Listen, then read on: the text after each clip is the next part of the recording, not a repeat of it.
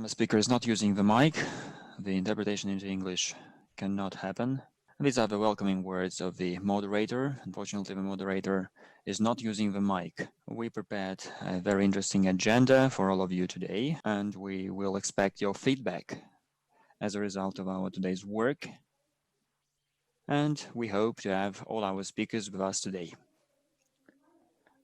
I'd like to tell you that today we will be able to ask all our questions to our speakers, and they will be able to provide replies to our questions. Our today's session involves a lot of participants, a lot of dedicated specialists in the industry, in the field, and our today's discussion serves the purpose to address a number of important issues on our agenda today. We will be able to learn a lot of takeaways and a lot of insights from our today's participants and experts. We really have prepared for you an interesting agenda for you to expect, and I'd like to wish you a fruitful exchange today. We expect that our partners of the event will also be able to weigh in, and would like to thank them for their input, for their participation.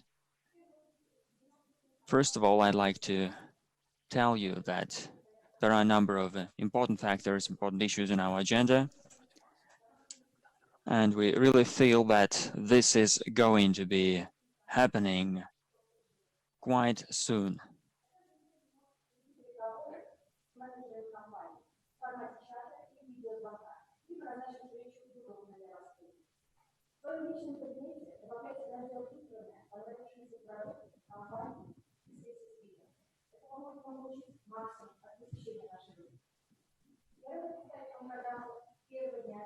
We really feel that our today's discussion will be fruitful, and we expect that all of you will be going to join our discussion. We'll have this hybrid format involving online speakers and speakers here in the studio, here in the room. They will all provide their insights to all of us today, and I'm sure that this will be an interesting day for all of us. Of course, we expect that we further will be able to dedicate our efforts to our further work, and we are ready to start.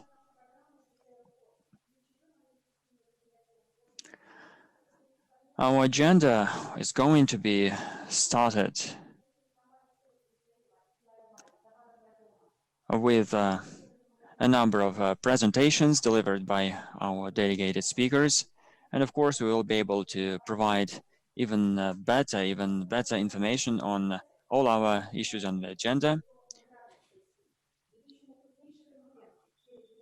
And I'd like to give the floor to our moderator, CEO INFOLine, Mr. Ivan Fedyakov. Please, Ivan, you have the floor. Hello, distinguished colleagues, distinguished friends. I am glad to see all of you, even in this online format. In the recent half of the year, we've seen a number of important changes in our life, and it all influenced our retail sector, and we will learn about it today. I can tell you one thing.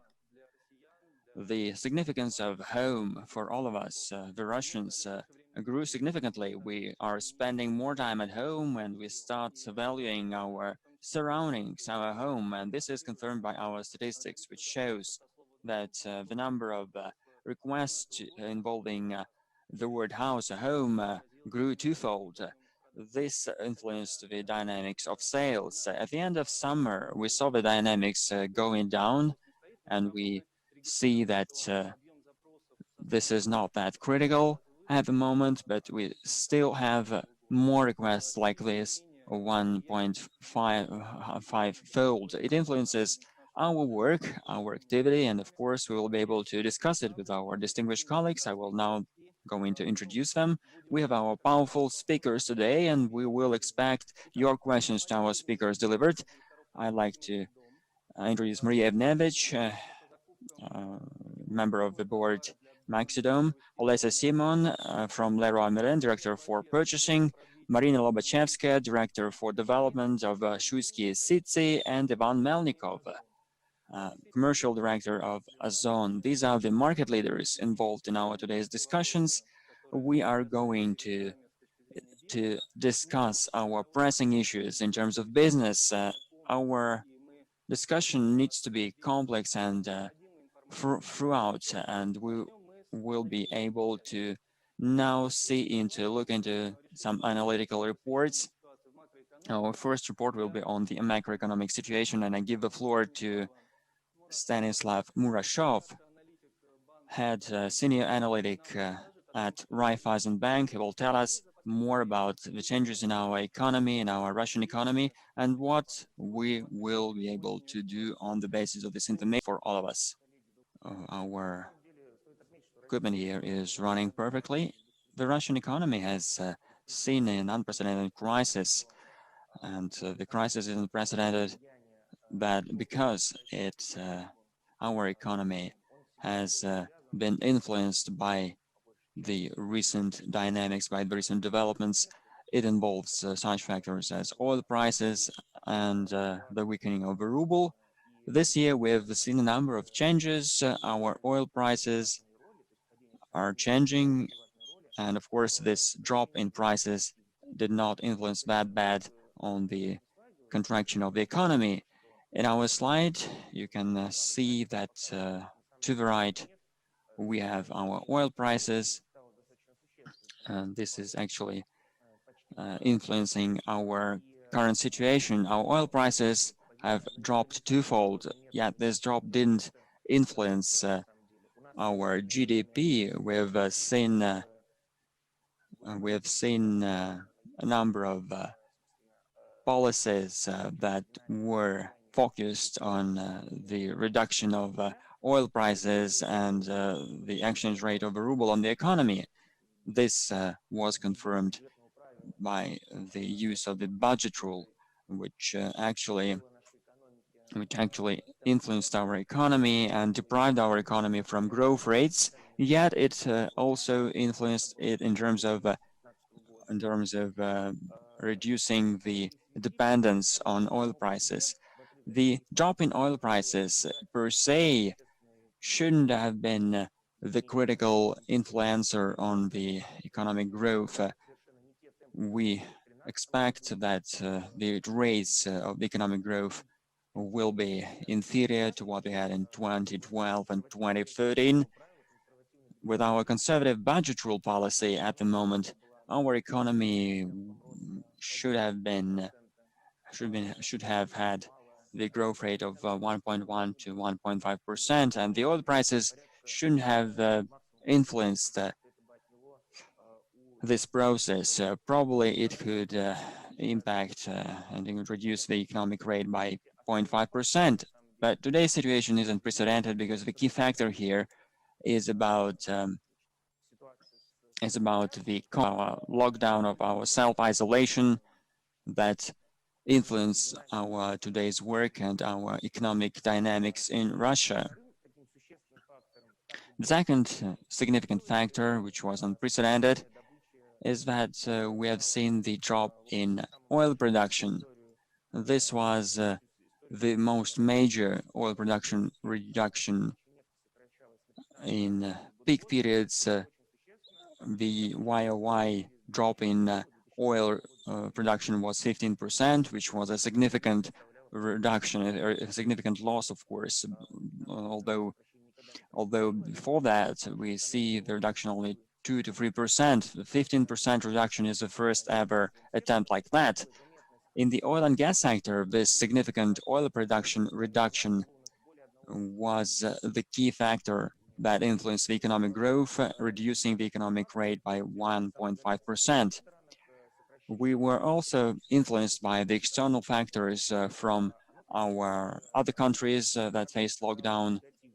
This was actually the negative influence that we've seen. Even in 2015 and during other crises, we've seen market stabilizers online. The market dynamics was growing, and the OPEC was not that influential, not like that with the directive cap directive savings, the economic indicators were quite dependent on our today's situation. We now see that our today's situation is different, and it is no more a step-by-step process. The current process that we are seeing today influenced our drop in economic activity, including the consumer segment starting from April. April was the key reduction month for the consumer sector. I'd like to point out that we have always been on the optimistic side. Our colleagues, other analytics, showed that this year the scale of the drop in the Russian economy would be quite significant. We were quite closer in our optimistic assessments. We dropped much less than what we had in the United States or in the Eurozone. The contraction was about 8% YOY, according to the Russian Statistical Agency data. If we expect further developments like that, if there will be no second wave of the crisis, or if there are no other negative points to influence, then in general the economy will contract at minimum by 3.5 or 4%.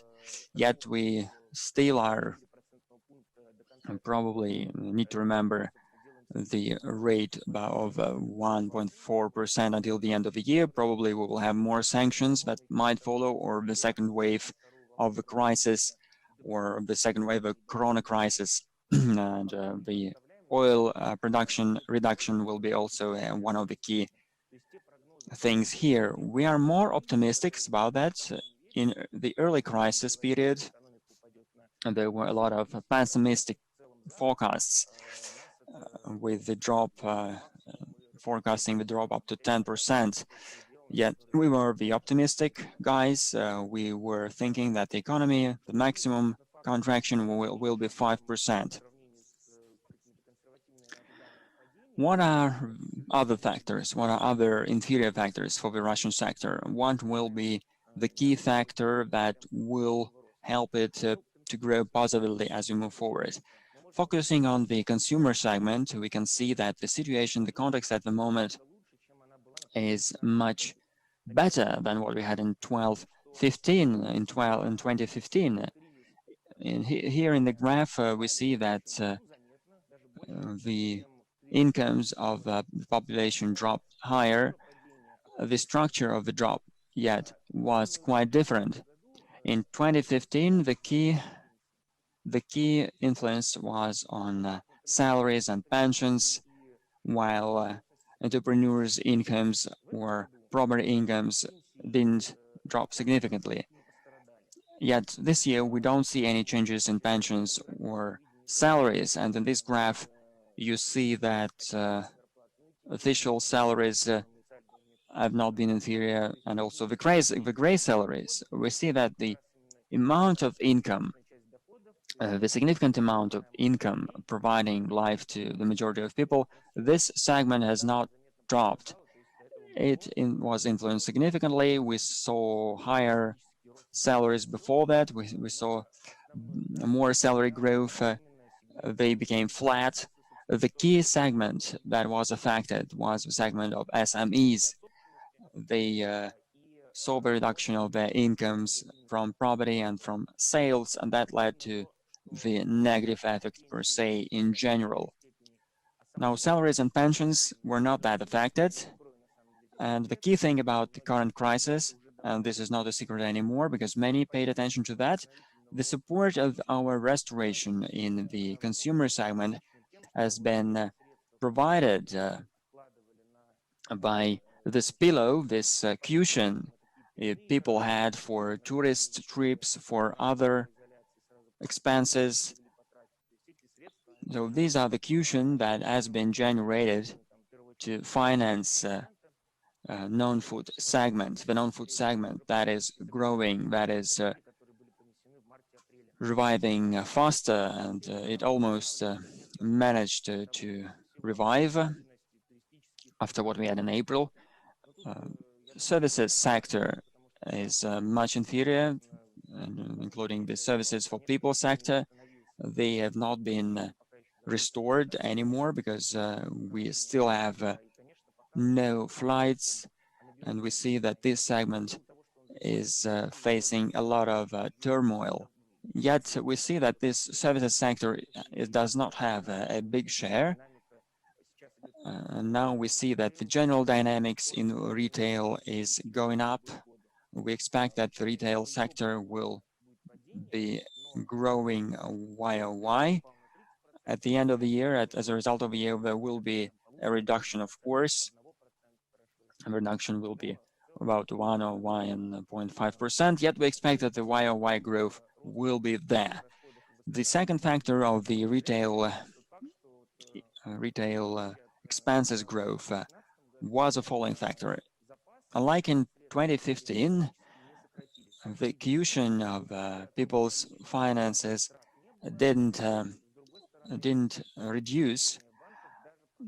Our people's deposits in the banks continued growing. That means that people still have money, and we expect that this factor will help grow and restore our activity this year and follow to the next year. Thank you for your review. This is quite important for businesses. Your review is a positive review. You're showing a lot of positive factors in our economy, and this is, of course, a welcome effect. Yet recently we have seen the focus from the central bank on the current context. They paid attention to the fact that the effect that was relevant was related to the lifting of the lockdown has been exploited, and the further active restoration of the economy, they don't expect it. Do you agree with these forecasts and the alarms for the fall they have? Do they share those alarms, those concerns? The positive facts we are speaking about are done in the context of the crisis. So this is, of course, a cautious positive optimism. We expect there will be some growth. If we dropped 30% in April, then we expect the growth will be about 1% at the end of the day. We really feel that there are a number of factors behind our optimism. The key factor is that the system still includes money. We didn't see the reduction of deposits, what we had in 2015, when people had to finance their current expenses using their deposit cushions. Now we don't see that. The second factor is that the reduction of cash flow were not the fact to be translated to the growth of currency sales or the growth of retail. This money is somewhere is a cushion of the people, and of course this will further facilitate the restoration of the consumer segment. Now, summing up, so we see that people suffer at one point, but these sufferings lead to better results as we move forward. So we are moving closer to the pre-crisis indicators. The last question on consumer loans. Your colleagues and you pointed out that the demands for loans has been going down. What is the dynamics during the fall, during the autumn? We had a more conflict and complex situation back then. Banks were not ready to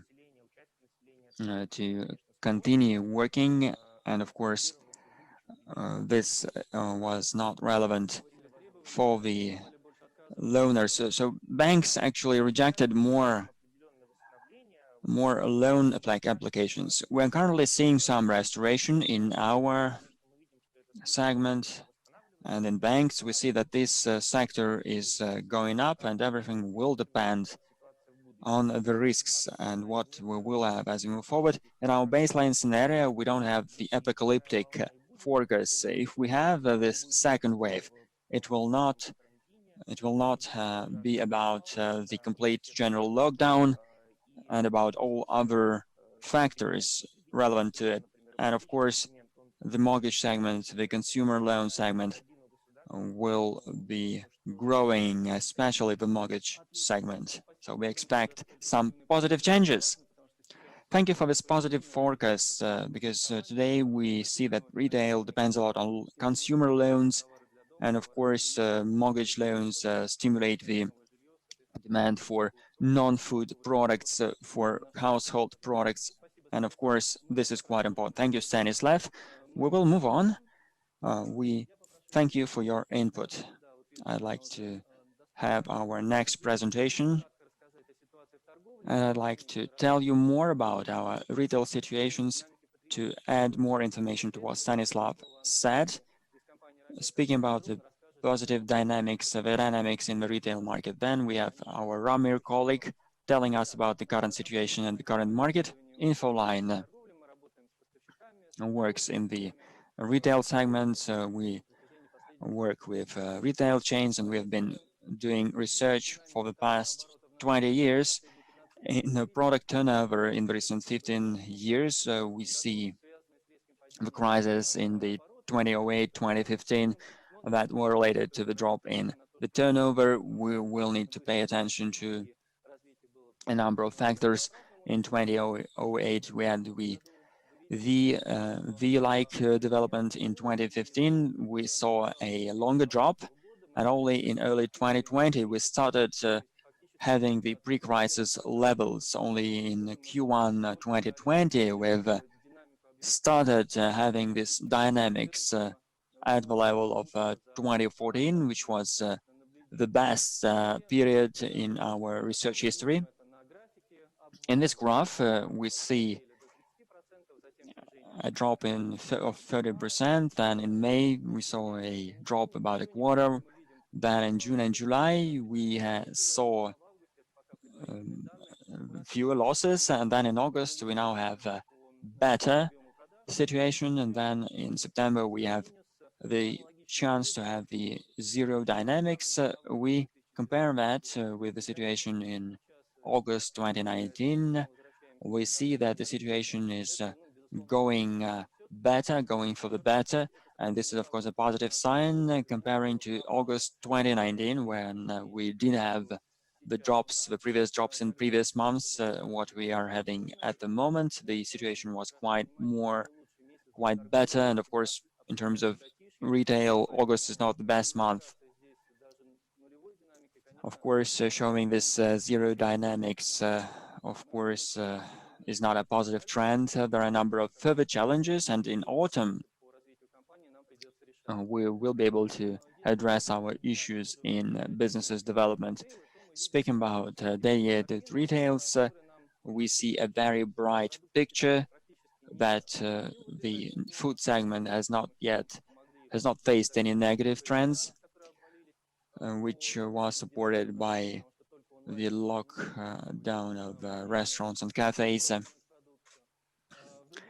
In other categories, there are various dynamics in household goods, in construction materials goods. We started seeing restoration firstly at the end of May. We see the positive changes in this segment in comparison to what we had in the same period last year. The dynamics is positive, and it, of course, instills some optimism in terms of our segment of retail development. It is quite critical to point out that our segment receives a lot of support from the online trade. This is topic number one for many people. Many people switch to online channels. Online consumer audience is going up.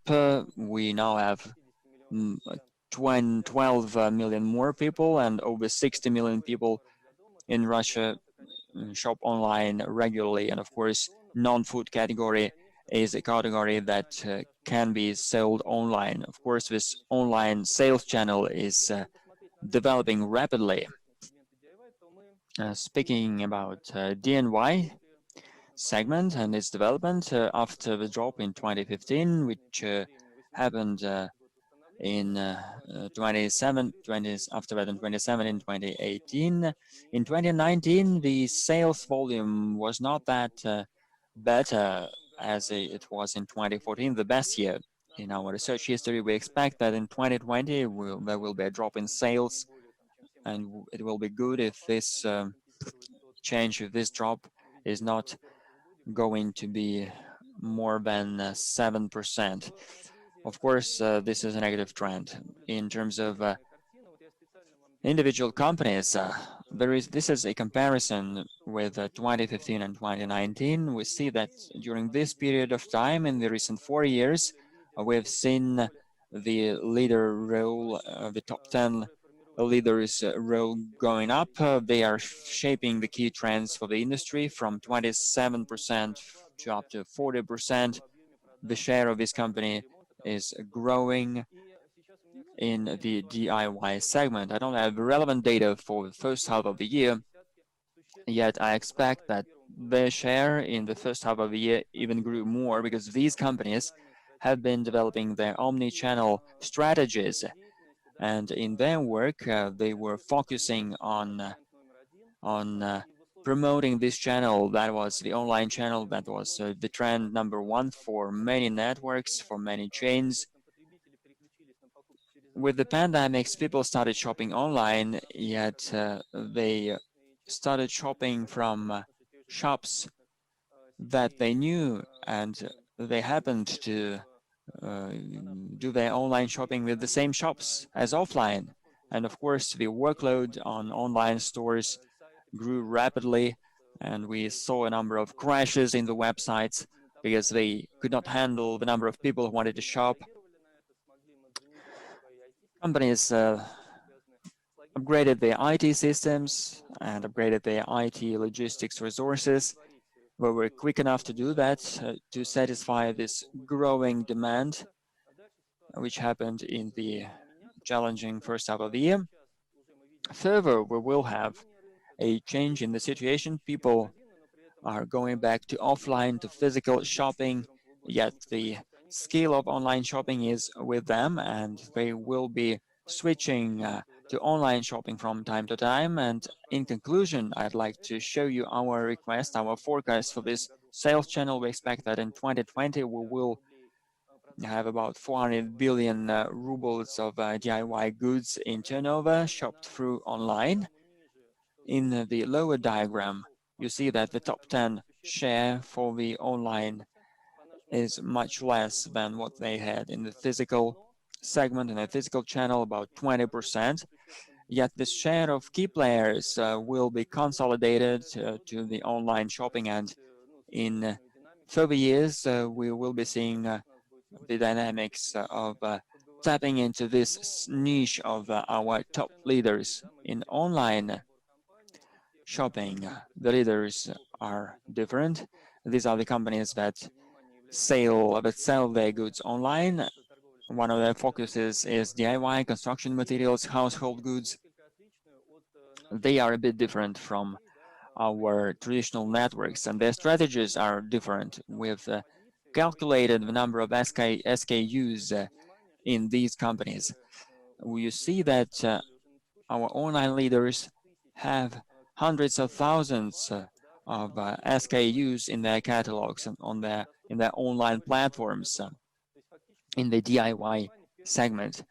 Their strategy is about expanding their assortment, and of course physical stores, physical shelves are always limited, and they are not able to provide so rich assortment.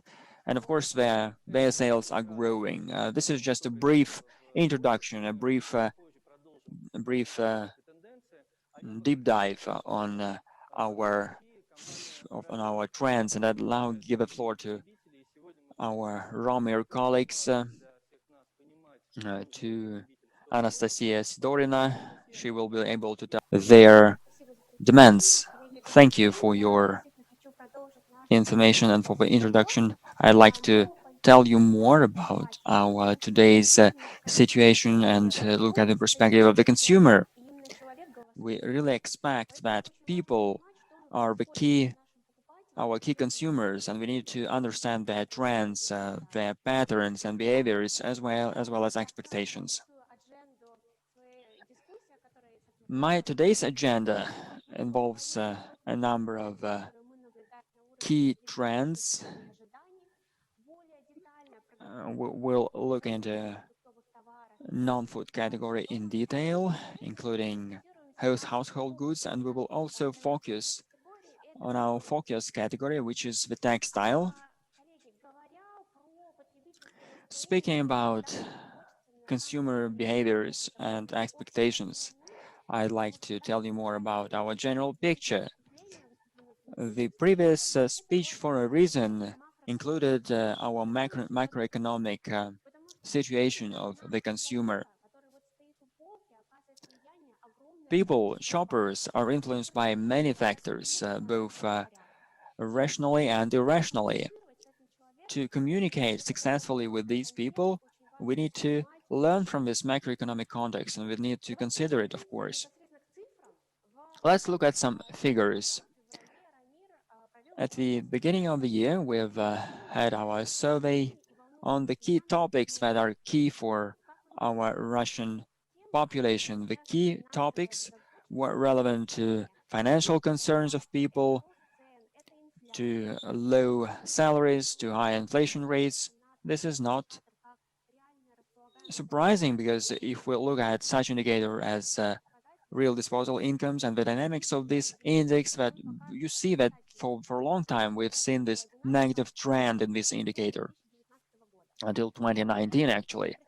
Yet I'd like to tell you here that we have seen the change in methodology in this indicator, so we really faced not the growth but the flattening, the stabilization. What happened during the pandemic and what do we have today at the moment? The topic of health is becoming more relevant, yet the financial concern is still there, and it is still a powerful factor.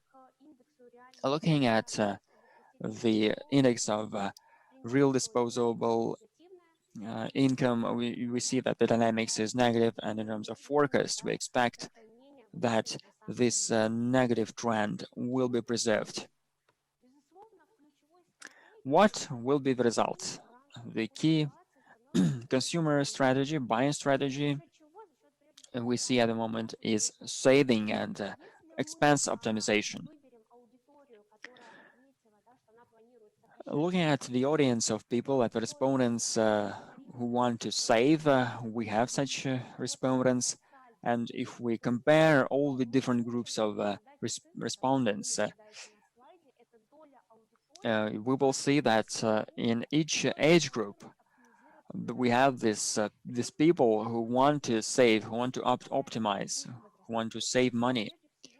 This is not that relevant to age groups. The optimization factor is more related to our millennials audience, which are actually having demand for loans at the moment. In terms of categories for expense optimization, you see that regardless of the income group, it will be relevant to all categories, including the category of household goods, durable goods. Customers expectations will be evolving, and it can be restored in the period of several months or even a year. We are moving closer to better communicating in the market and work with our customers. To do that, we need to understand their patterns and their behaviors. Speaking about optimization and speaking about savings, we expect that it will be relevant to each citizen of our country. Yet people will save differently. ROMIR prepared this segmentation of customer audience in terms of strategies. I'd like to focus your attention on our figures from 2019, what we had before the pandemic. Only 16% of Russian people used to tell that they don't save, they didn't save. The other groups were telling us that they had their own saving strategy.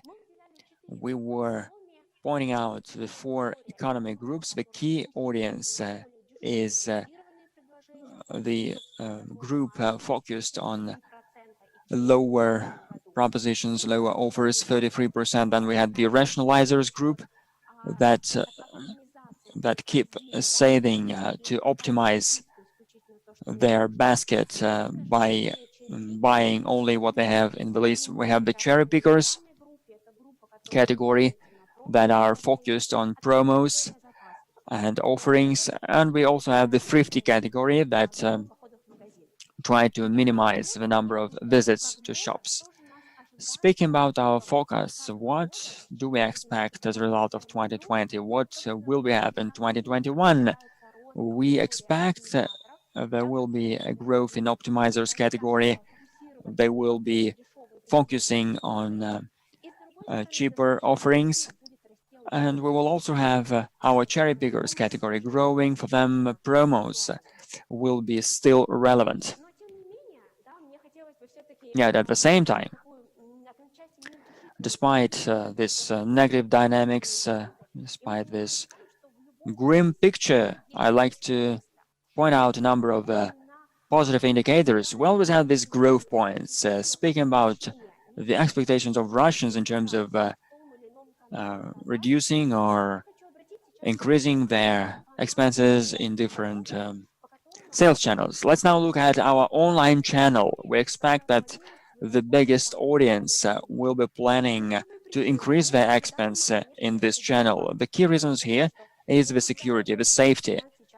Of course, security and health is the key thing for our Russian consumers, and of course, the online channel is the most secure channel in this respect. On the other hand, we always care about pricing, and of course, the online format is a place where people try to find cheap offerings. So this is becoming a platform where you can compare prices. Speaking about the categories Russians want to use to increase their online expenses, we have a lot of non-food categories in this regard. They're relevant not only for people with cities with millions of people, but also about regions. We see that people will spend more in this channel. Now, dear colleagues, let's now deep dive on our non-food categories, including our household goods. For non-food segment, in terms of key indicators and the volume, the size of the audience and the average check, year on year, these indicators have been stable.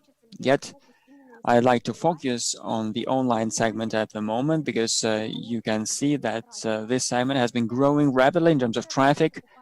We've seen more customers and better buying purchasing frequency in this channel. Now, let's look at our key categories in the non-food segment. These are the real data of the customer pattern. This is not a survey. We see some positive dynamics, and in online segments, these goods will be growing and they are relevant to this household consumption. For household goods, let's look at the key indicators in the customer patterns in terms of audience size and the size of purchase. This category is stable, yet the average check has grown quite significantly.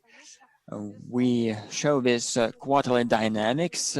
We really wanted to find positive and some interesting trends in this area. First thing we paid attention to, and you can see it vividly here, is that this category is about some seasonal changes. So we see that there are a number of drops, ups and downs in terms of seasons. Speaking about textile, you see that the dynamics here is similar, and we are seeing a similar dynamics Here, there are a number of key indicators of the consumer behavior. So this category in this regard is stable. I'm always trying to speak about some growth points, some opportunities, and of course, I'd like to tell you more about online in this regard. Despite the changes in audience, about 65% in with cities of with 10,000 plus, they buy textile goods at least once a year. For online, this is 8%. They are quite lower, but the amount of the average check is twice more, is twice bigger. We see the similar seasonality trend here. We see the reduction of consumer audience, and we see that there is the influence of the quarantine, yet the average check is changing. Before that, we had the stable check, and it a bit decreased, yet after the Q2, we see that the check has been growing in the online channel. Speaking about our key players, I'd like to tell you that our online segment is growing, and you see that the Wildberries, for example, the Wildberries store is growing. OZON have also increased audience, yet on the other hand, year on year, the OZON customers show the growth in average check. We see these transformations in the field of market space. We see that people starting to behave differently. They're changing their patterns, and of course, this means that the focus should remain on the online space. Speaking about the development in a particular category, we needn't be focused on individual trends. The key thing is the key factor is the audience and its communication channels. Speaking about the textile audience in comparison with the average indicator, we have more women here, more aged people, 30 plus people. Yeah, in terms of income groups, this is the audience with mid plus incomes. These data are actually relevant to show us how to communicate with customers. The next step for us in finding this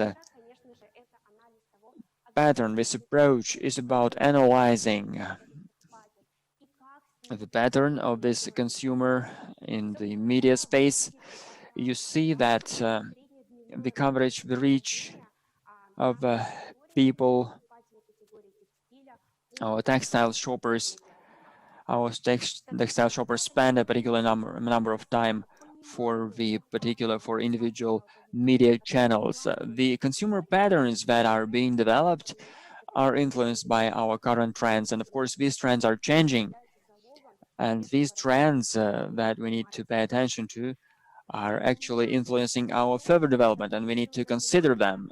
This is it from my side. I'd like to thank you for your attention. We are trying to respect the timing, our agenda. We will be further studying the textile group, like pillows, like linens, and this will be available in the website. Thank you for your input. This is quite interesting, and it's good you managed to point out a number of trends which are quite relevant for the activity of businesses. In your presentation, you showed the comparison of physical and online sales channels, and we will speak more about it today. Probably you can name 3 reasons why people want to still visit physical shops. And the mic is not working. Now, the key factors for offline channels include proximity and pricing policy, because you have the chance to compare prices for this particular retail chain. And of course, the third thing is the retail assortment. I'd like to tell you more that this physical channel is influenced by the habit, consumer habit, but now we are seeing the online development channel. Here we see also convenience, because people can use the internet just to find everything they want. The other factor is the price, yet in terms of this price comparison from various brands online. And the third point here is more relevant to the pandemics, which is the security, the safety factor, which is probably becoming the first one. You mentioned convenience a few times. Here, it's really important for us to have a convenient way to shop in stores, and of course for physical retail it is important also, and for online they are trying to provide this convenient experience, convenient shopping experience for customers. Yet besides online versus offline, we also have this universal versus specialized retail. What kind of perspectives, what kind of further trends are you going, and can you mention in this regards? Can you see any perspectives for this channel in specialized retail? It is quite an interesting topic. Obviously, we see the loss of consumers from textile specialists to online marketplaces are growing, because by visiting a marketplace you receive the chance, you get the chance to satisfy all your demands, and you don't need to visit a number of shops to fill your basket. We expect, and we see it from other categories, that specialists will be there. They will have their own role. They are quite popular, yet for specialists, they need to find their audience, because this is not a massive segment. Now, a guideline for specialists would be not to focus on everything, rather to have their own audience that will be interested in having a narrow assortment and being ready to pay more for that, pay a premium for that. This is an audience of people who are more professional, probably in this specialized assortment, and they will be ready to pay a premium. For that, they will probably need these shops. The specialists will need to have some specialized, narrowed offerings, some ready-made solutions, and of course, the individual approach is key in this specialist retail. Everything depends on the audience and on the right communication. Thank you for your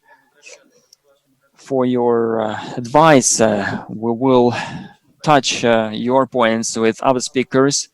Коллеги, мы продолжаем работу. We are continuing our work. We have some technical issues, unfortunately. It is a challenge for all of us to communicate in the current context. The materials of our conference will be available in a recorded format, so if any of you are not able to participate, then you will be able to do that afterwards. We will speak more about physical shops.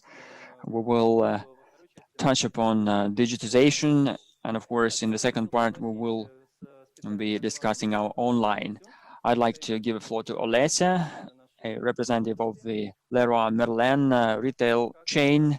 She has some important information about. Hello, distinguished participants of the Heim Textile Expo. I'd like to welcome you to our event. My name is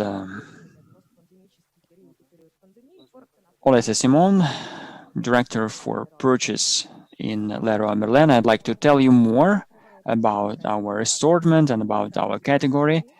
We work with decor solutions for ceilings, for windows. In our platform, we are also developing services. Our gem, our brilliant today is the design service. and I will tell you more about it. When we began this pandemic period and when we faced the lockdown, we faced a number of challenges because we needed to transform on our all our shops to online format, and we faced a number of challenges because of that.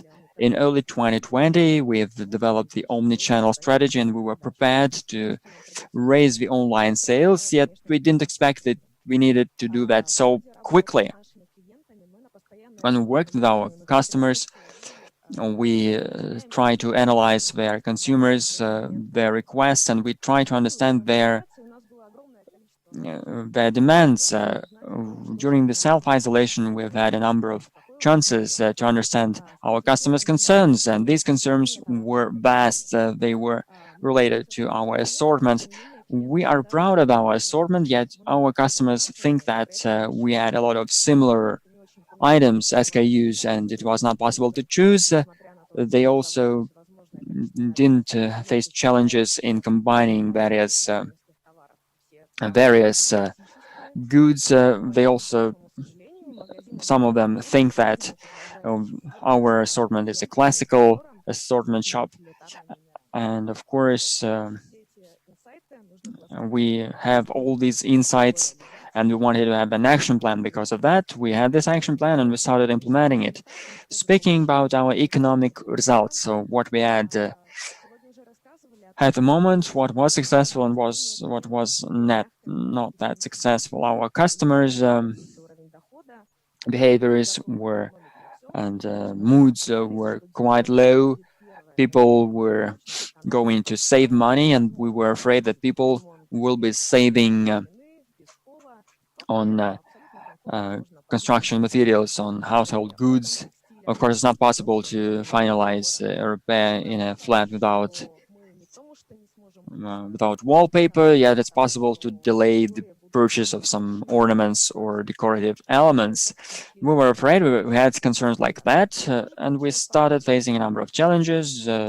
In fact, we faced, and if we compare the category during the pandemic in June and from June to August, we saw that our share grew by 0.6%, so we didn't lose any share. Now we have the level of 8.5%, and of course this is what we're proud about. We are developing sales in both online and offline channels, and I'd like to tell you more about online dynamics. You see the dynamics in our online sales by subcategory, and each color represents a category. Before the self-isolation, we used to have a lower sales in online, but now we see that all the categories have been growing and galloping, actually. For example, such things as ceilings, decor ceilings, or other categories. Yet it's not that relevant, it's not that interesting. The benches. We have a number of categories that were returning to their initial behavior, while others remained high in online.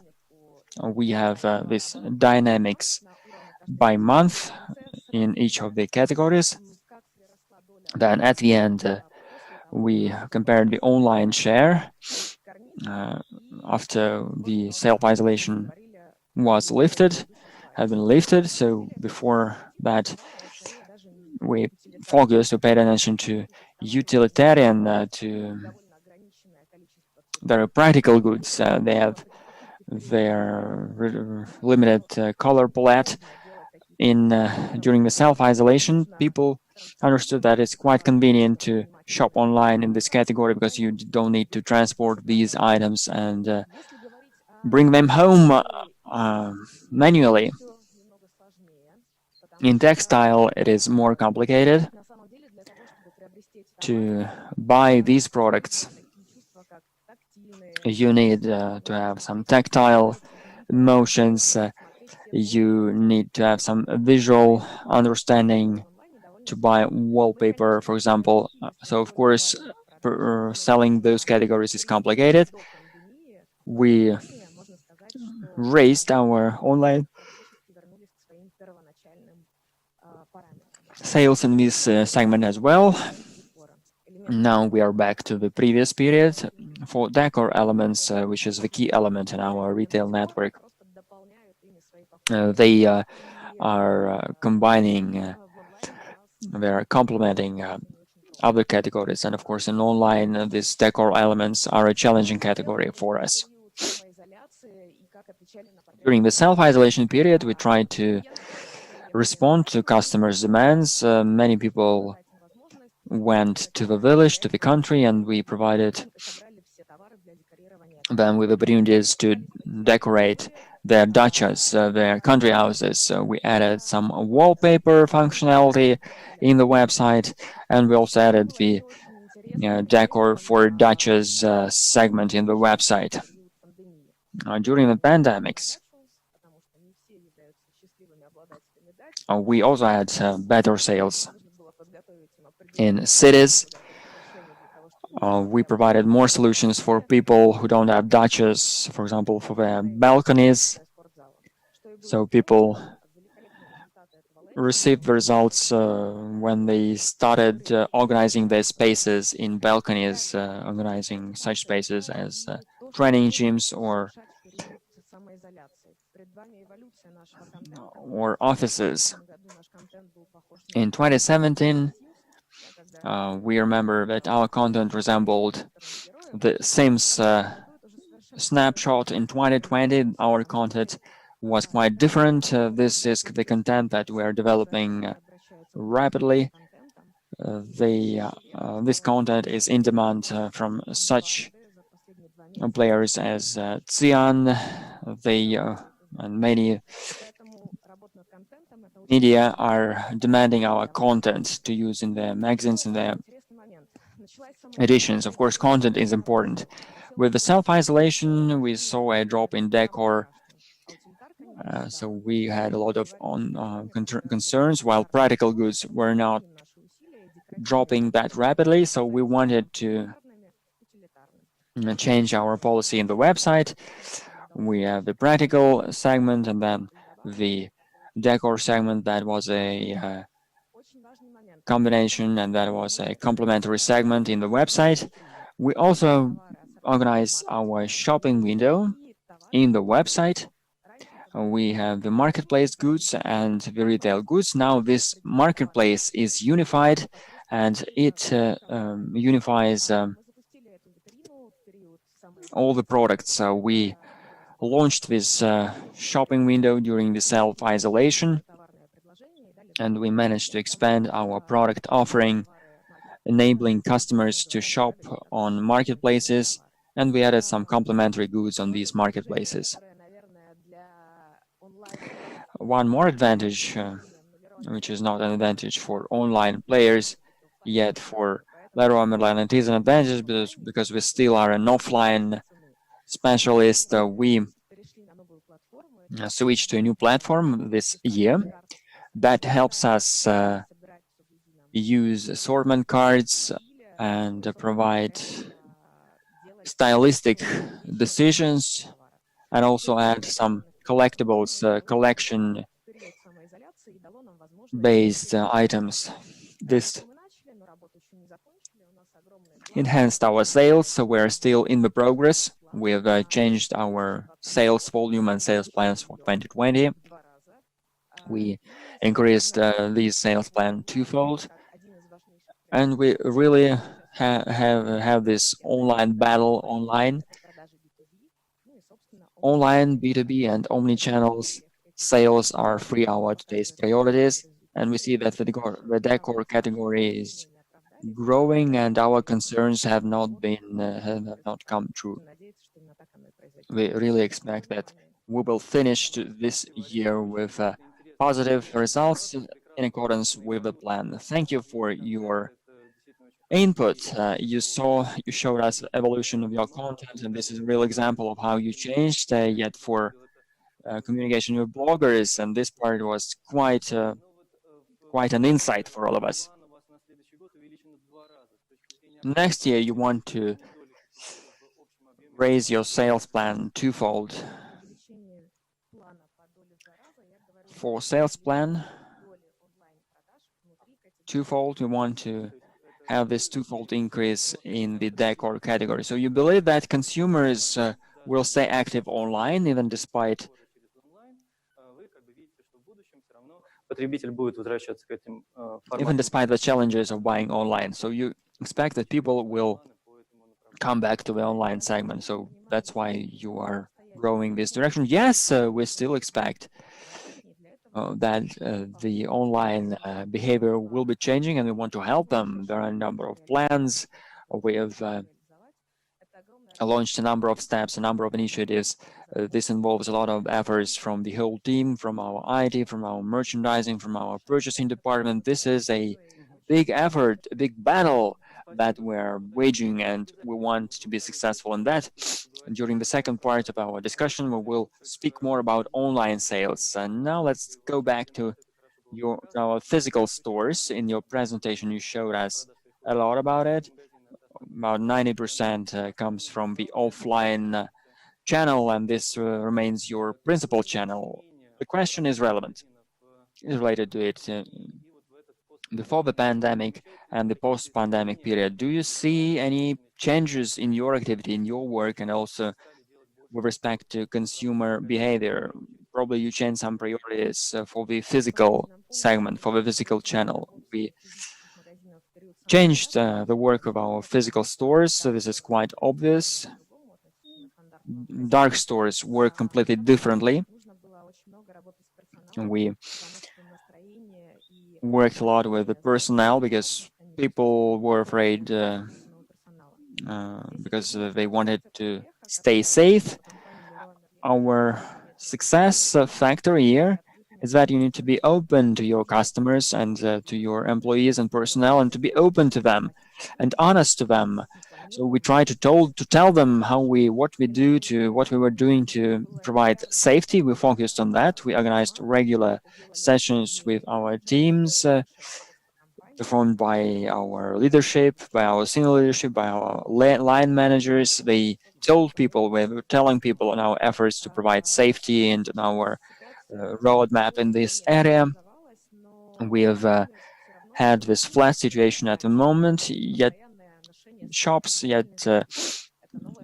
offline stores changed their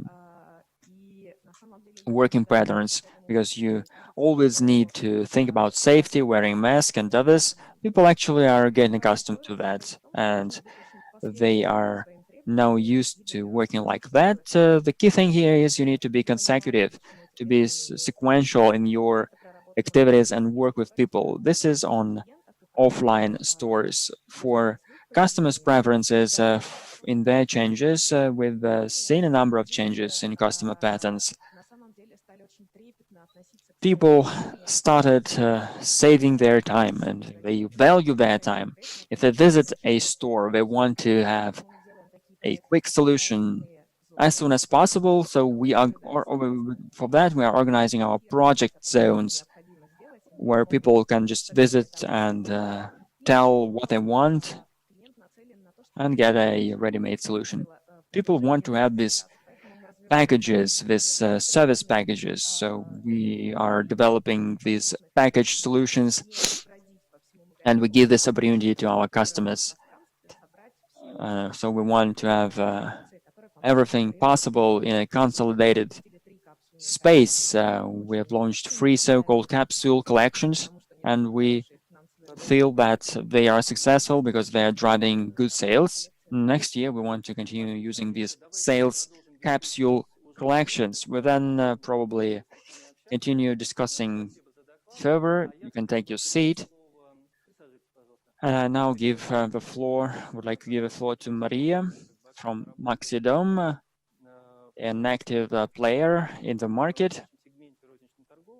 They are represented in the retail segment. we are currently discussing. Olesya mentioned a number of changes, a number of figures. She showed us a number of figures in her presentation. Do you agree with them? Was this process similar in your chain? What kind of changes you are having in offline stores? Switching to the online solution and back, what kind of, right? Speaking on product categories, in comparison with Leroy Merlin, we are more focused on soft DIY segment. We're more focused on not only on decor, on textile. We also have pottery. We have goods for kitchen. We are seeing a number of changes in construction goods because it was hard for construction workers to work, and a lot of migrant workers were forced to leave. We also saw a number of drop in suspending of work. A lot of construction sites have been suspended. Yes, that's right, and that influenced us. It's not that our decor products were one of the growth points. For us, they were not a growth point, rather than a growth of not dropping. We are seeing in this regard a positive dynamics in comparison with the construction goods. I like to echo the words of the previous speaker that our products, such as decor, it is quite challenging to select them online. Of course, it's much easier to buy construction materials online because you don't need to choose the color, you don't need to choose other parameters that are visual. So we paid attention to this area. We were not that influenced by the lockdown. Our key region is St. Petersburg. We continued working offline, facing a number of limitations in St. Petersburg, which is our key market. So we provided some solutions for our customers and for our personnel. We continued working in our region. We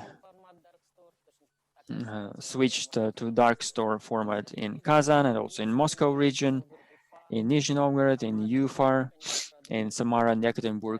We continued working offline. And your shops are going back offline right now. Yes, all of them have gone back offline, and we have felt this peak of online sales. Before that, in early 2020, our online sales was 60%. Then in April, we had about 25% of online sales. It was a challenge. This is not relevant. This was not relevant to our product cards or content. Of course, the key issue was logistics, not the last mile logistics. It was more relevant for in-store logistics.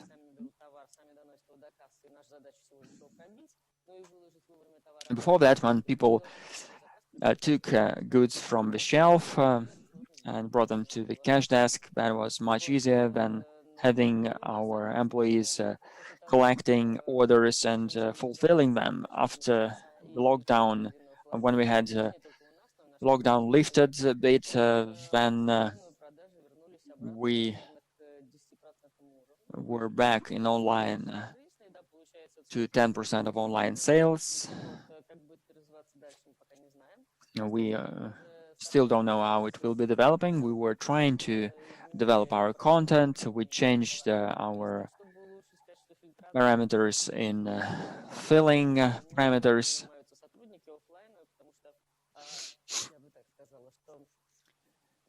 This is a very challenging task for many offline players. And of course, for offline retailers, there is this internal resistance from employees, because employees are used to working with offline technologies. And we, as well as our competitors, feel that in personnel's awareness,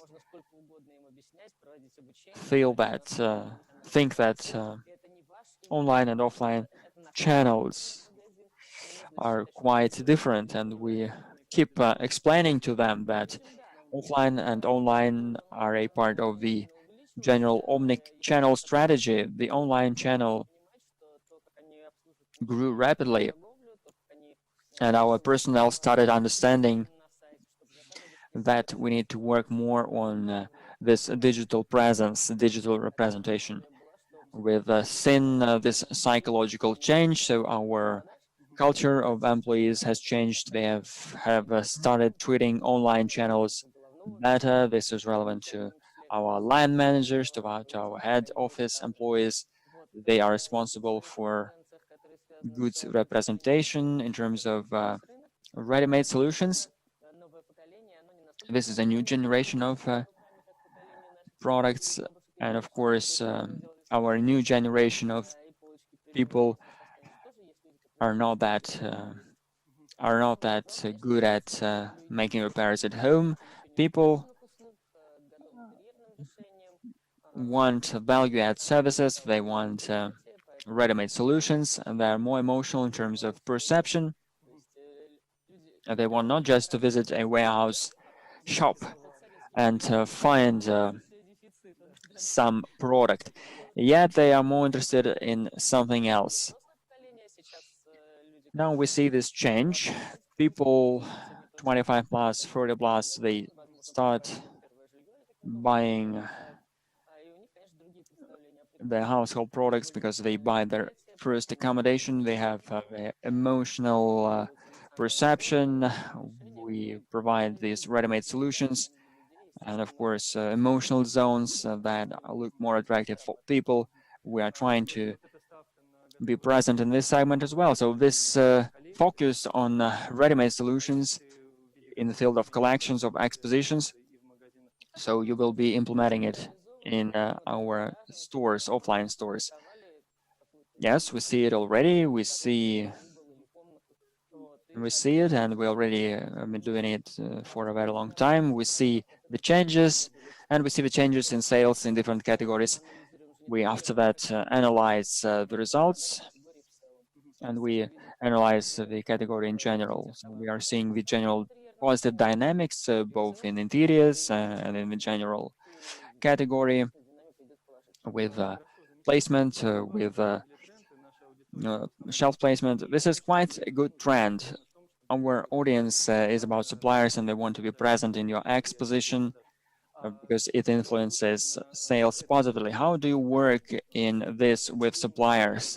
Are you initiating these designs, these expositions, or you expect some propositions, some offerings from suppliers? How do you organize this work? And we have both variants. We have a dedicated department that works in the field of designs. They create their own sketches, and then our marketing department pick the goods that can be used in these sketches. We are focused on providing inventory to our suppliers. If you want to have these designs in our stores, these goods are expensive. We of course don't like placing an expensive item in Expo and in the trade space. So we want them to participate in that. From suppliers' side, you have a lot of stores if the input the entrance expo is successful in many stores, then you will be able to replicate it. And for you, Olesya, how do you work with suppliers in your so-called capsule solutions? Do you see any initiatives from suppliers to implement these decisions, these solutions? We have two types of capsule projects. The first one is a complex approach. Leroy Merlin is part of OZON, which is located in France. We have a dedicated department working on stylistic concepts and patterns. We meet our colleagues from Spain, from Portugal, from France. We discuss situation in their markets, and we create some collections, stylistic collections. They're quite relevant. We want to have some quite relevant collections for all countries. Do you consider the preferences of Russian consumers? This is an interesting concept. Our neoclassical style, which is quite popular in Russia, have almost died in European countries. When we start telling them that this style is interested in Russia, our European colleagues are just tired of us telling them about this neoclassical style. Yet in Russia, neoclassical style is still relevant. It is included in our color books. So we come back from these meetings and we share our insights with our employees. We are starting our negotiating session. It is now happening in September. We discuss with them what kind of collections we want. We organize sessions every month with suppliers. During the negotiation campaign, we tell suppliers what we need from them to be able to organize our stylistic collections. So we really want to explain that to them. This is the first concept. The second concept is about our interior collections. We want to work in the furniture segment. We import furniture from France, and we have free stylistic collections. And then the next year we will have also free collections, which is complementary to our general stylistic collections that have been existing in our business segment in Russia. We are developing the furniture segment, and we are making some innovations in this area too. Oh, this was the description of the way you work with suppliers. реализовать с помощью собственной продукции, да? Да, по факту им будет дано техническое задание, что нужно. This is the technical assignment that we provide to our suppliers for them to be able to participate in supplying goods for the thematic collections. We now have Marina from Shuyskiye sitsy cotton mill, and she will tell us about the company, to introduce the company to all of us, and she will be able to tell us more about their work during the pandemics. How did the pandemic, the quarantine, influence your work, and what is your way forward? Shuyskiye sitsy is the company that is almost 200 years old, and we have postponed a number of activities because of the pandemic. We're a full cycle company. We buy cotton, then we produce linens, we produce textiles. So the video to our viewers, Shuyskiye cotton mill was founded in 1820. Currently, its area is over 90,000 square meters and over 2,500 employees. Shuyskiye sitsy is the textile industry player, and the production involves a number of solutions. We have cutting-edge equipment, and we can produce up to 60 million meters of textile per month, per year. Yes, we produce 60 million of textile per year, and we can use this textile to wrap the whole world 2.5 times. We work using proven technologies. Our cotton is an organic cotton without manual labor or herbicides. We buy colors from our partners. Our products comply with our Russian standards, but also with European standards. We We supply our products to international companies, so we comply with all the requirements and we organize annual audits.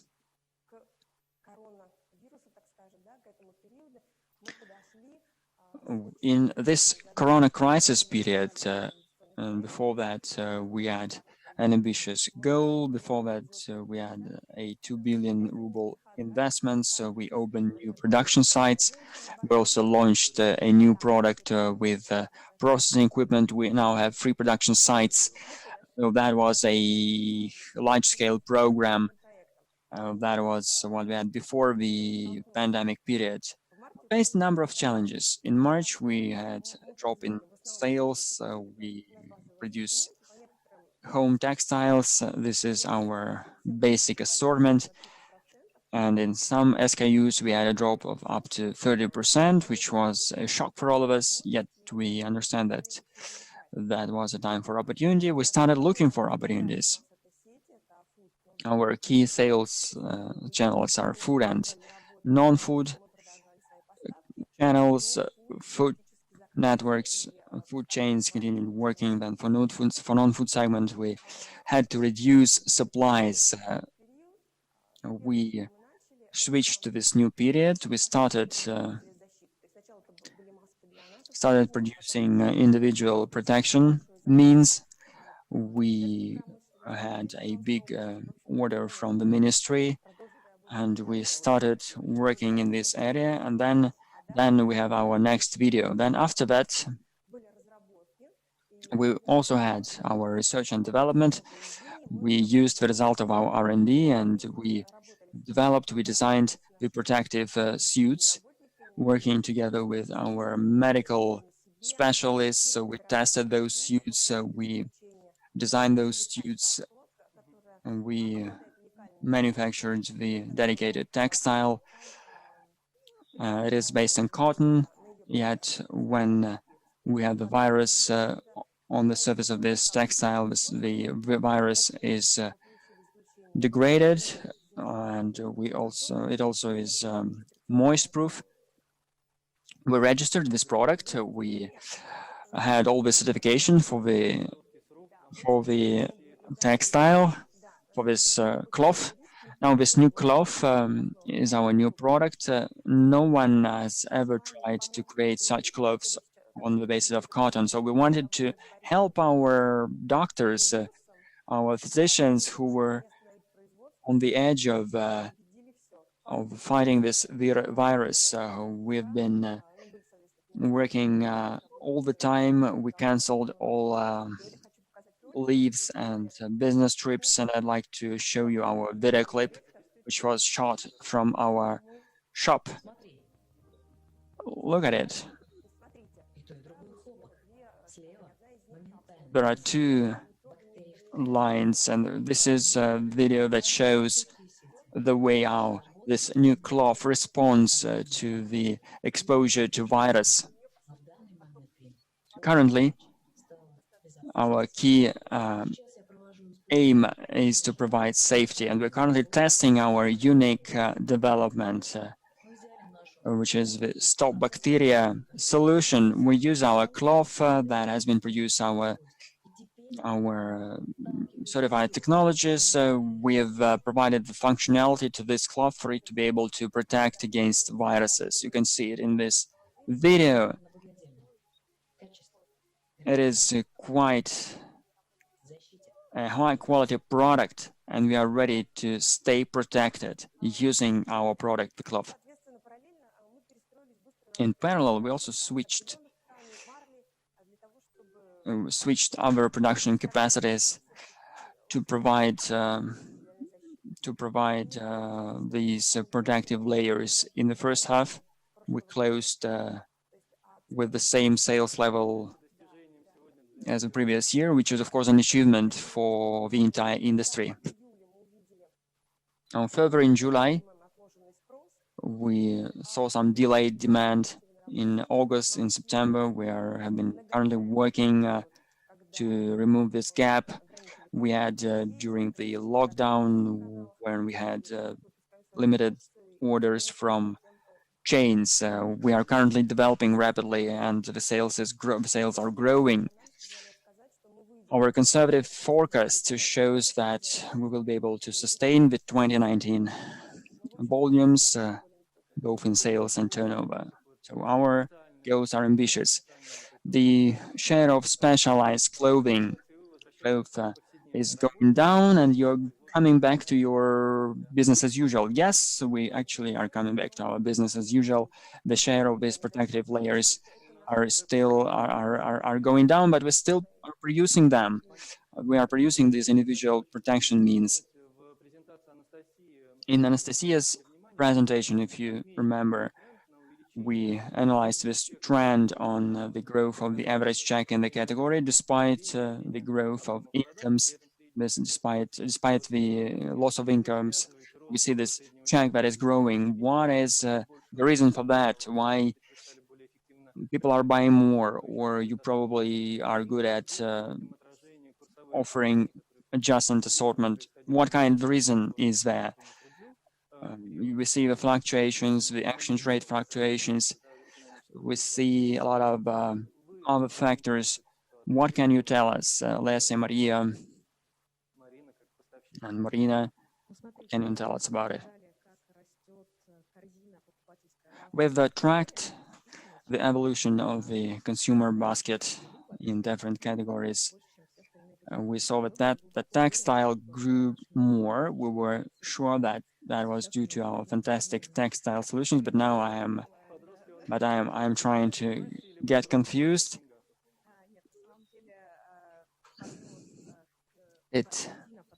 Our consumer basket grew in terms of money and in terms of SKUs.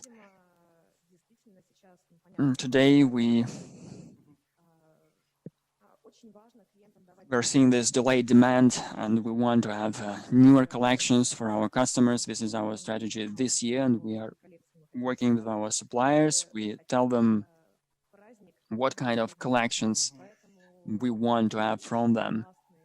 This is our new products. These are new offerings, and of course, we will be able to provide better solutions for people to make their homes cozier. In the previous economic crisis, people couldn't afford a car, but they wanted to have some little things to be glad, to be happy about. Probably instead of a car, they bought some equipment or something else.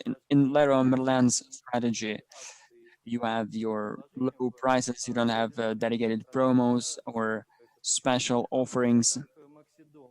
In Maxidom, do you have any understanding and how you understand this trend of the average check growth and how your approach to promo has changed? And the pandemic problem, during the pandemic, we have seen a number of contradictory trends.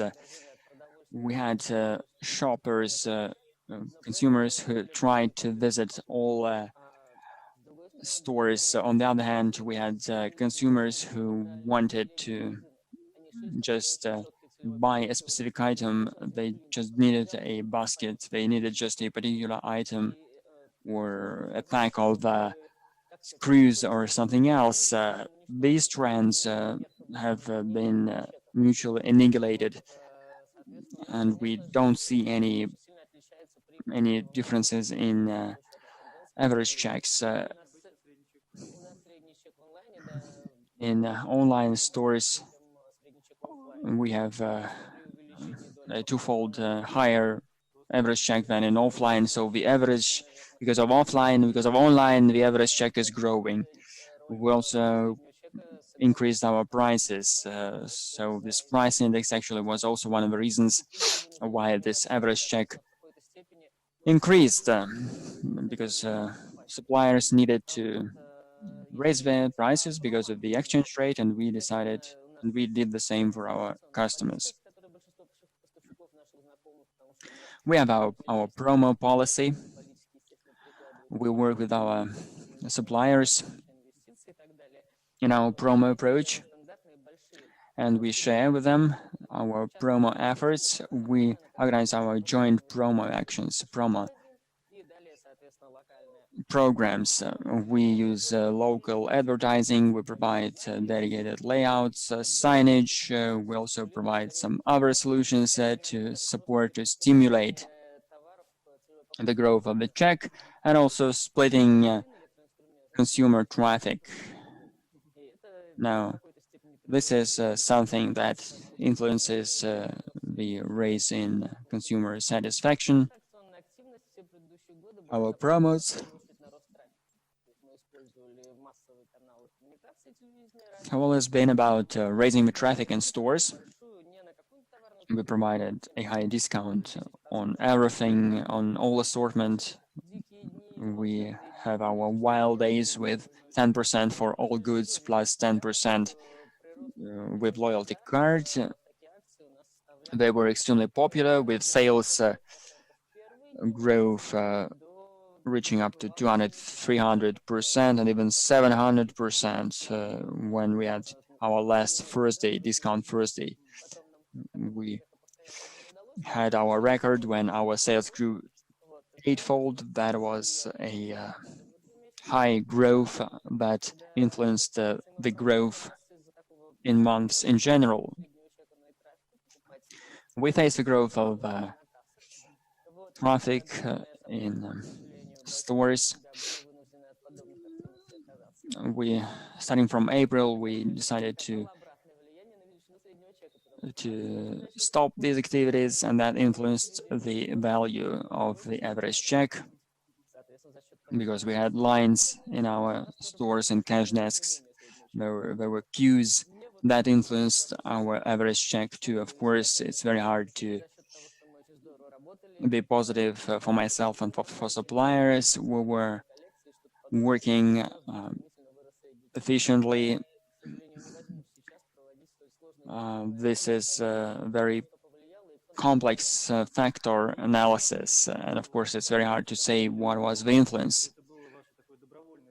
So your decision to stop promo activities was your decision to help customers stay safe.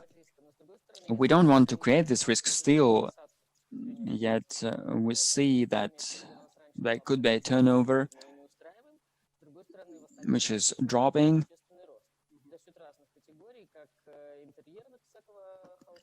We see drops because of that, but we see some increases because of other factors. We see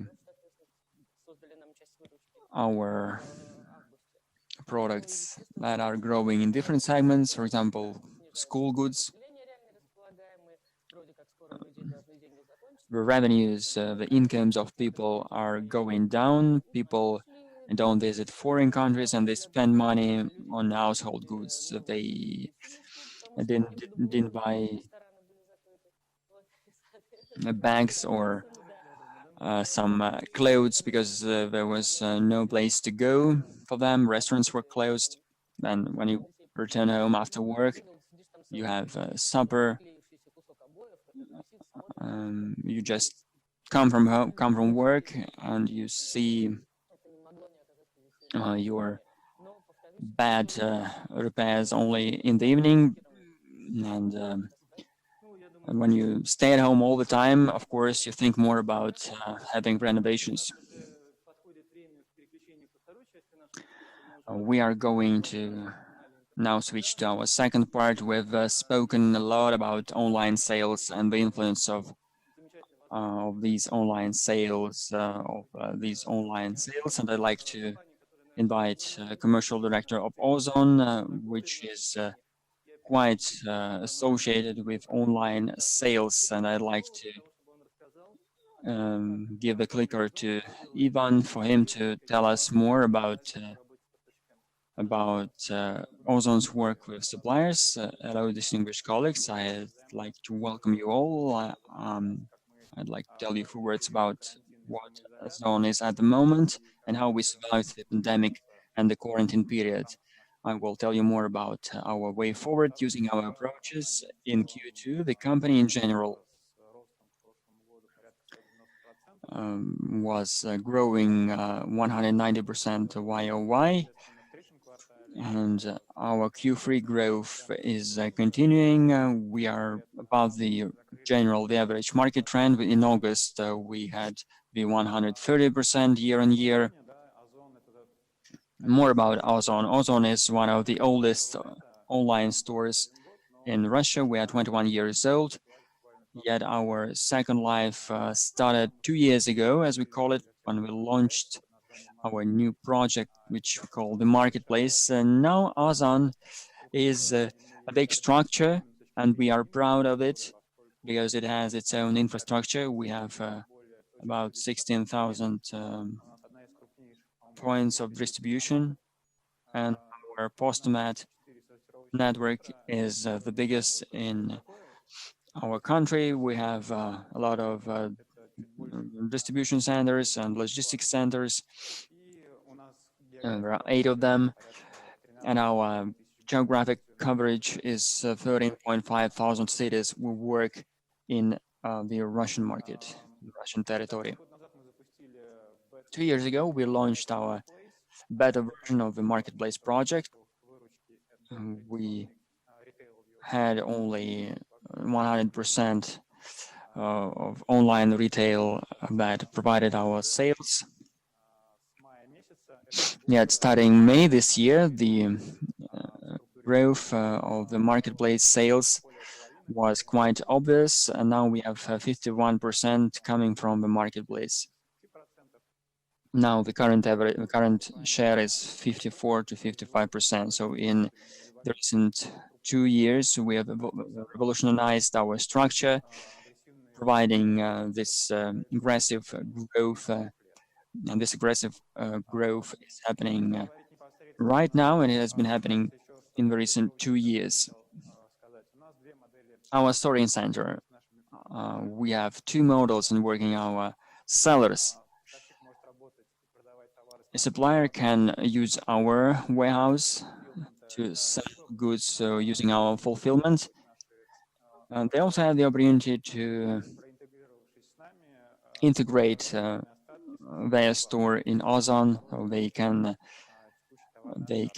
provide stock to our network without freezing their current inventory. So of course this is quite effective. These are the sorting centers.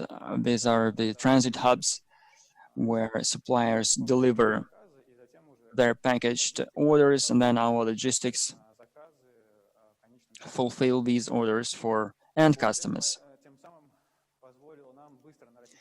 All this helped us enhance our assortment very quickly. In 2019, our product matrix grew also in DIY, and we have about 1.5 million SKUs and counting. In the first half of the year, we've grown in DIY households, and that growth was higher than the average company growth. The growth was more than twofold, and we have registered almost 15,000 brands in this category on our website. We also observe the growth of household and DIY growth in the marketplace. In household, it is about 75%. For DIY, it is 65%, a bit lower, yet it is much higher than the average in the company. And 2.3 thousand sellers in this category is there, and this figure is always changing. It is now probably a bit growing, a bit higher. The demand has been corrected during the self-isolation period. For products, for regular use products, for safety products, we've seen a change in demand. Of course, we see growth in demand for safety products. After that, we saw a different trend for products to improve households. We have seen a number of peaks in this area as well.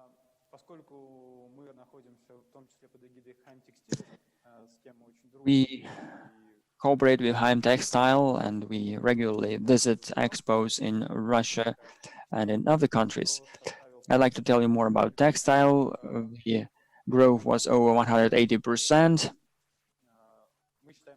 We feel that it is a good growth, and there is always a room for improvement, room for development. Textile in our sales structure is represented in the marketplace, where we have almost 90% of sales performed by our sellers in the marketplace. This is a fact that helps us understand that sellers believe in this product and they're ready to develop. Marketplace is about working with SMEs, and it also helps us work and collaborate with major players such as Eldorado, MVideo. We've cooperated with Decathlon and other retails. For households, we have Gipfel, Burner, and other brands. These are just a few examples, including international players who are ready to sell their assortment on the marketplace platform. We also communicate, we also talk to other players and opinion leaders in this category. And we expect that the number of brands will be growing.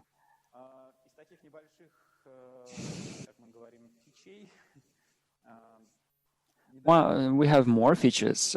We have recently launched video consultations for product sales.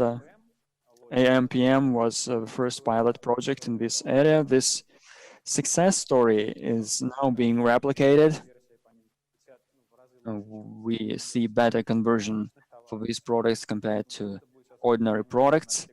This will be developed, this will be enhanced for all categories, not only in household, in DIY. We actually expect growth in electronics. So this experience will be replicated. This is just one example on how we can work to enhance sales.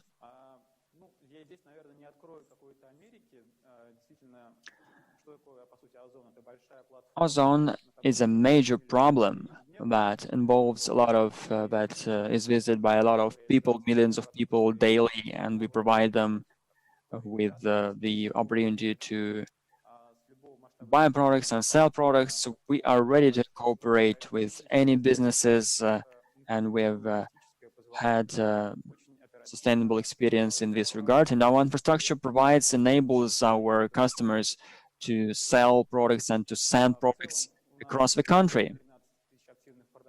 We have over 13,000 active sellers.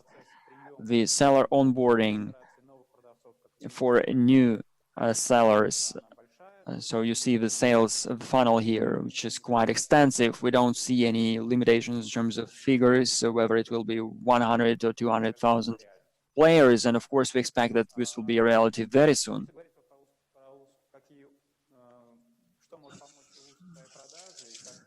To enhance sales and to be visible in our website, because the matrix is quite extensive. I am not going to present this pioneering concept that to stay visible, our sellers need to pay attention to rich content and to the content itself. They will need to upload photos. And of course, videos are good to enhance conversions. We also advise to use our templates for product descriptions, and we also advise to track quality for household goods in personal accounts. Our sellers are able to manage advertising their products. We also provide services of our marketing specialists who have good experience in promoting products. This is more relevant to working face-to-face, not just with technical support. This is our quality advantage, which is the capability to respond to our customers, to our sellers' questions in person. We have enhanced, we have improved in this area quite well, and we will be paying attention to this as we move forward. That's it. Briefly about ourselves. Using this link, you will be able to register your company as a seller, those of you who haven't done that. If you have any questions, you can ask me. I will be able to answer them. Thank you for your presentation. It is extremely important, extremely fruitful for our suppliers. So with Anastasia and other colleagues, we mentioned a lot about the importance of working with this or that sales channel. You see some limitations in online. You showed us a brilliant case of video chats. This is a new solution. This is a new solution that is provided by you. You see your sellers, how is this process organized? You have your own specialists, and how did you come to such an idea? In this stage, we are using a third-party agency. They can work using the seller showrooms. They provide their critical characteristics, and they can provide product descriptions. They can also use the brand book and to communicate with customers. In the product card, in the product profile, you have an option to connect with our specialists. The contact is anonymized in this process, and of course it's really important and it's really comfortable for users, but resources may be lacking. Yes, they had about 700 of these video merchandisers. They are ready to replicate this. So here we have the third stakeholder that supports this process. Yet probably you will organize this in your own perimeter. Probably we will have it even in our platform or in the platform or in the functionality of your suppliers. We see it's already available. It's good. The second question, the parity in terms of sales volume from your own goods and from your marketplace. So your marketplace is going forward is superior to what you have from your own sales. So this is a new format of working with suppliers. What's your further agenda? Probably you can share with us on your strategy. Probably you could share with us your way forward. Will you limit the resources of the marketplace? What is about your strategy in many categories? The marketplace sales are about 90 or even 100%. For example, in furniture, this is only the marketplace segment here. For household, it is about 75% marketplace. We finally probably will further focus on the marketplace because it's a replicable, it's a scalable project, and the scalability is quite simple and helps enhance assortment. Our physical classical retail will be preserved. I'm not ready to tell you what will be the percentage. It will be dependent on the categories. There are a number of players that have some functionality limitations, and you will be able to work with them, and you are acting as a reseller. Yes. So probably in some time we will have 100% marketplace. So you are putting up the green light for this technology. Yet this technology has a lot of advantages, but also some disadvantages. One of the disadvantages is that the suppliers of one goods can be provided by different sellers. Very often we see that the same product, the same drill, electro drill costs has different prices. Now, moving forward, there is some conflict here. How can you overcome it?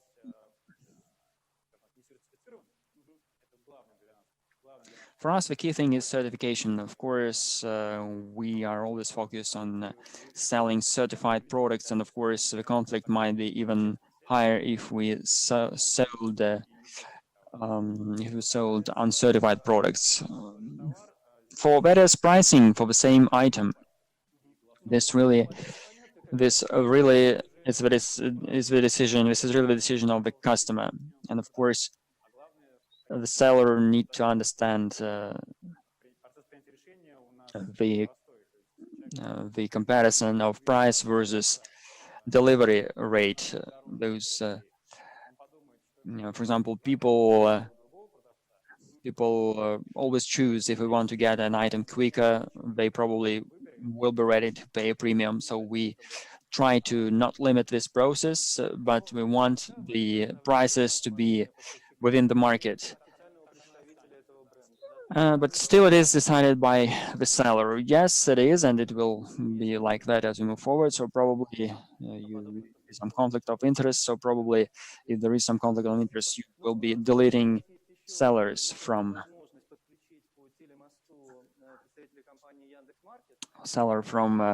your participant. Andrey Melekhov is online from Yandex.Market. Probably he will be ready to weigh in market. Hello, distinguished colleagues. Yes, we can see you. Viewers can see you well.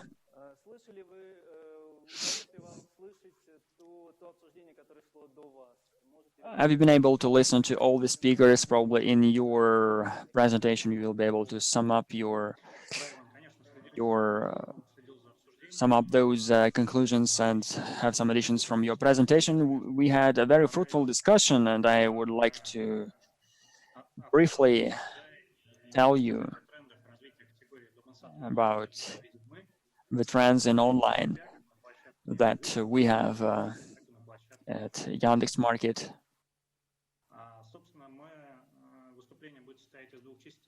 My presentation will include two parts. The first part will be about our company, Yandex.Market, and then after that we will learn more about and we'll speak more about household and gardening goods. Yandex.Market includes two big services. The one is Yandex.Market. It's a platform with 4.5 million visitors per day, and with over 15 million unique SKUs, formed with several dozens of millions of offers provided by companies that post their products. And we have about 25,000 partners. We have our own marketplace, Beru, which is currently developing. Its average DAU is over 1 million and over 1 million SKUs there, and Peru includes over 7,000 merchants, including SMEs, average businesses, and major retailers. Our marketplace turnover is about 4 billion rubles per month. For gardening equipment, let's look at the Yandex.Market.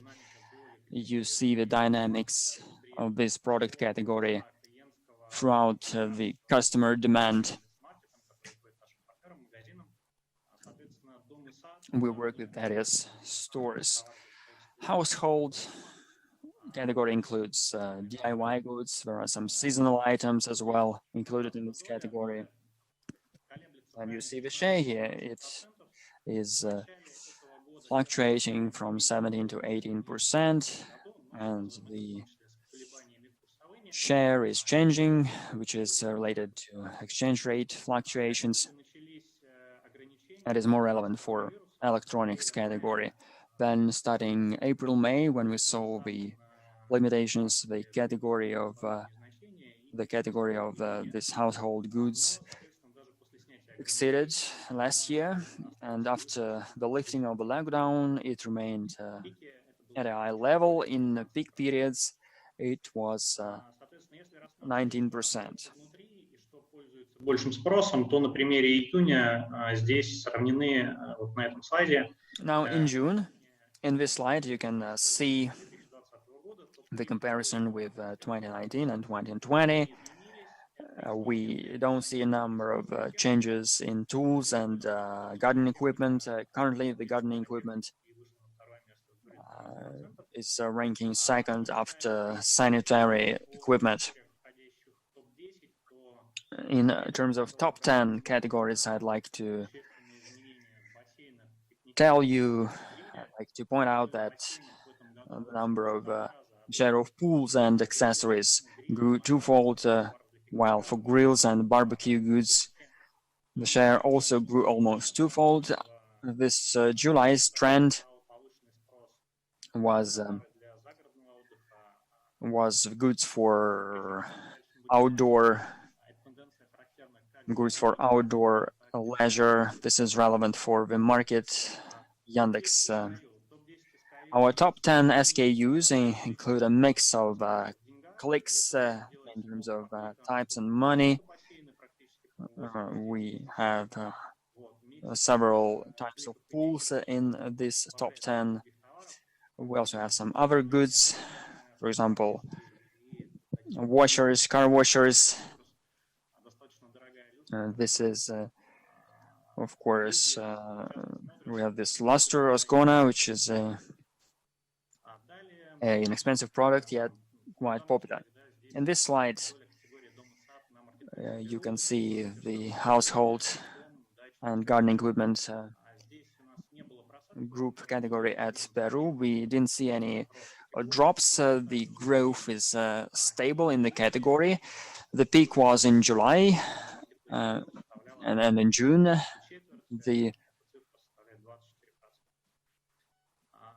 the share was 24% for the Peru marketplace. For top 10 goods, we see different assortment. For Yandex.Market, for marketplaces, we see that there were some seasonal growth for leisure activities in the country. We see some pools, gas trimmers, grass trimmers, lawn trimmers, as well as drillers, Makita, and other products were topping the list. This is just some statistics involving previous data on what we had before, yet of course previous periods not always help us understand the future. Sometimes these trends can be different, and we really try to look into further development comparing third and fourth quarter. We expect that these leaders in terms of growth will be different. We are currently changing higher growth of demand for textile, for pottery, and we really want these categories to be driving, and we really expect it will be driving the demand. Probably my presentation was not the longest one. Probably if there are any questions, I'd like to answer them. I'd like to take them. Please stay online, Andrey. We'll stay connected. That was a very interesting snapshot that you provided to all of us today. You showed us different products, and we managed to understand the demand. That was the very interesting trend mentioned by you on pools demand. Of course, despite the crisis, people want to stay happy, and for that they need to buy something very pleasant. It means that we need to be having this broader perspective, not to be overwhelmed by emotions, being able to understand the current situation. And we really feel that there are a number of opportunities because of that. I'd like to clarify. Just recently, we have seen that Peru is going back to Yandex.Market. So there is this reintegration process. Again, can you comment on your further plans? What are we going to expect, and what suppliers are going to expect? Yes, we add this information in our press releases. We are currently unifying the two platforms to a single platform. We are going to develop the marketplace. The functionality there will be remained. These are the two major businesses for goods comparison and marketplace are the two in parallel in major projects, and we will invest money and efforts and energy to these products. These will be our focuses, but the brand will be unified. It will be, firstly, the brand. The brand will be Yandex.Market, and we will be developing it. Secondly, we will be using just one platform. We now have two apps, two platforms, there are two websites. Recently, Yandex has launched the super app Go that involves food, taxis, and navigator. We want to have this consolidation. This will help our sellers get access to broader audience. It will also help our customers to use our comparison services, and for them it will be quite simple just to switch platforms for them to choose best products. So we will be able to drive our further growth in such a way. So you just leave your name, Yandex.Market, yet the business model itself will be the Baru model for suppliers. So from you will be advising to use Yandex.Market. Yandex.Market is just one of the platforms. Yandex.Market is the CPC platform, which is the product catalog from 20 products from 25,000 partners. It involves partners from developing. Yandex.Market is a functionality to compare products and use the websites. But there will be a dedicated section to buy products. It will involve also dedicated functionality on using the same thing. If you want to compare those prices, if you want to have propositions, offerings from different shops, then you just visit the website of the seller. If you want to buy it, you use the dedicated tab. The closing questions in terms of work with suppliers. Speaking about price comparison, then of course the responsibility with delivery and purchasing lies with the store itself, because it's just a link, right? Yet in terms of Baru, when in Baru you provide some other services, logistics services. Ivan mentioned more about OZON's approach. What will be your approach? Will you have your distribution centers for product handling? How many centers are going to launch? What can you advise suppliers in marketplaces? We have even more than 2 schemes in working with suppliers. We can work using our warehouses of our partners. We have our own warehouses where we fulfill orders. We also use customers' orders. We provide deliveries. We provide deliveries, courier delivery, last mile, or delivery to our pickup points. And we pay money to sellers without delay, which we call this scheme the fulfillment scheme. We also provide a retailer functionality. We have a limited assortment of products that we buy from sellers. Of course, more than 90% of our assortment is marketplace, and only 10% some promos are our own assortment. There are diverse schemes in working with suppliers. The first scheme is groom shipping scheme. If a person orders 10 items, 9 items, we have in our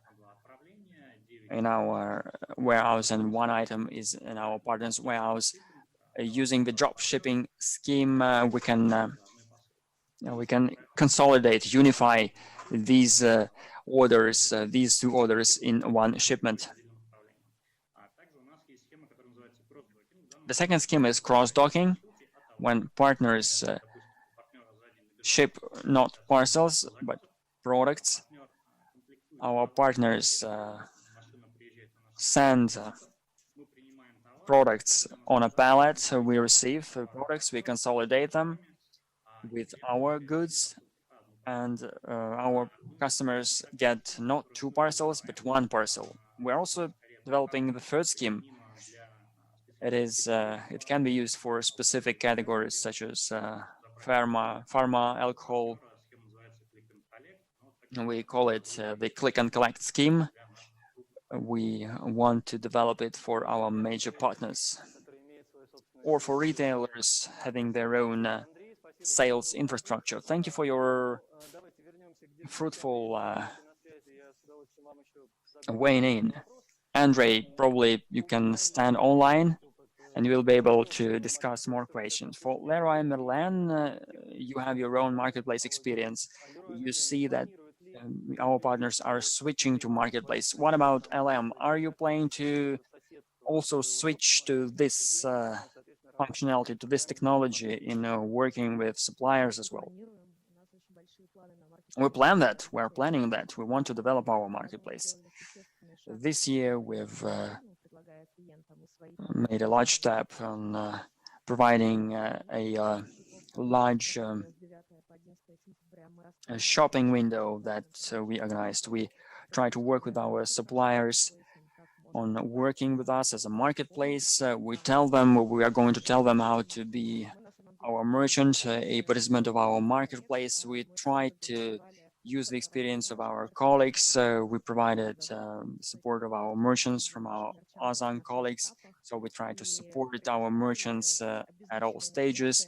We provide anonymized instructions, and we are prepared to answer all questions throughout the process. And we really are planning to expand our marketplaces.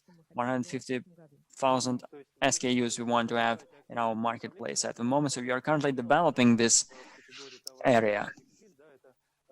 90% of textile goods are the suppliers that work for the marketplace. What about LM in this area? In your category through marketplace, how many goods are sold?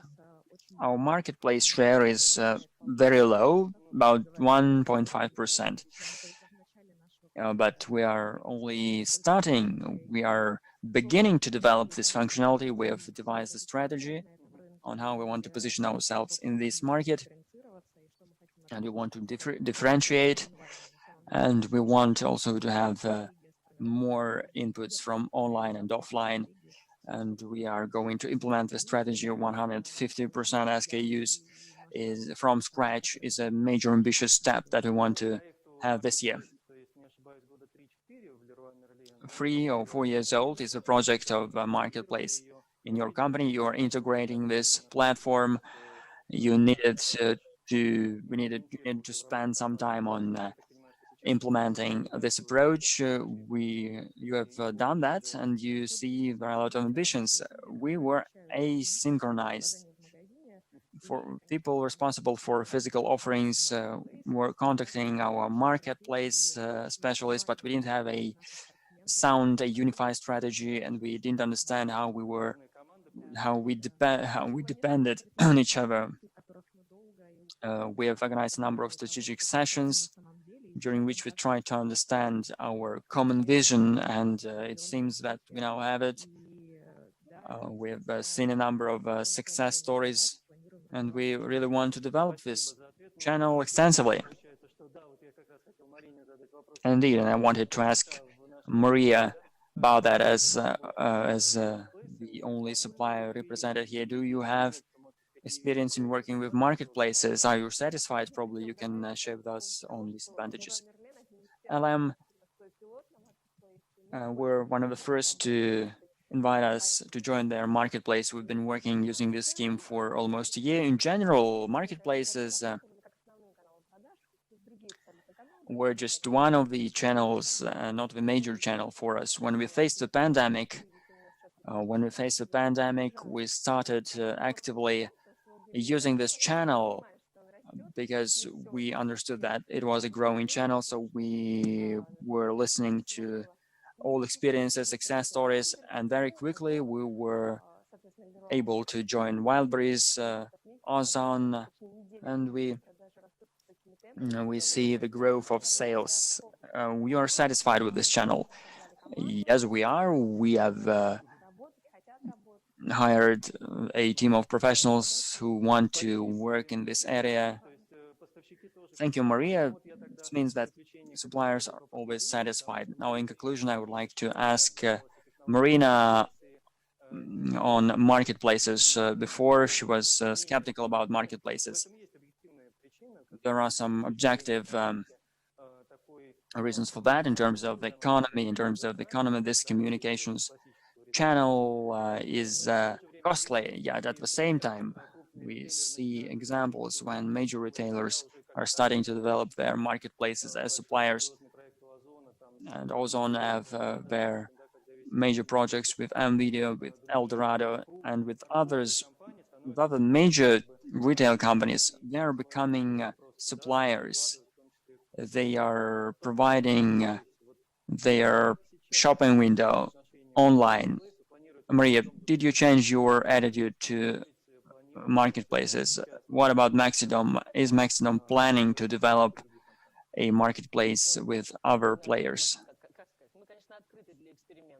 We are open for experiments, yet we are not the company having so much resources as Yandex and LM. We cannot afford implementing any business model if we don't see any economic output. We don't want to invest major money in a project with no proven profitability. We've been interested in marketplaces, and we have started thinking about it 4 years. We started thinking about it 4 years ago for many suppliers that would be interested.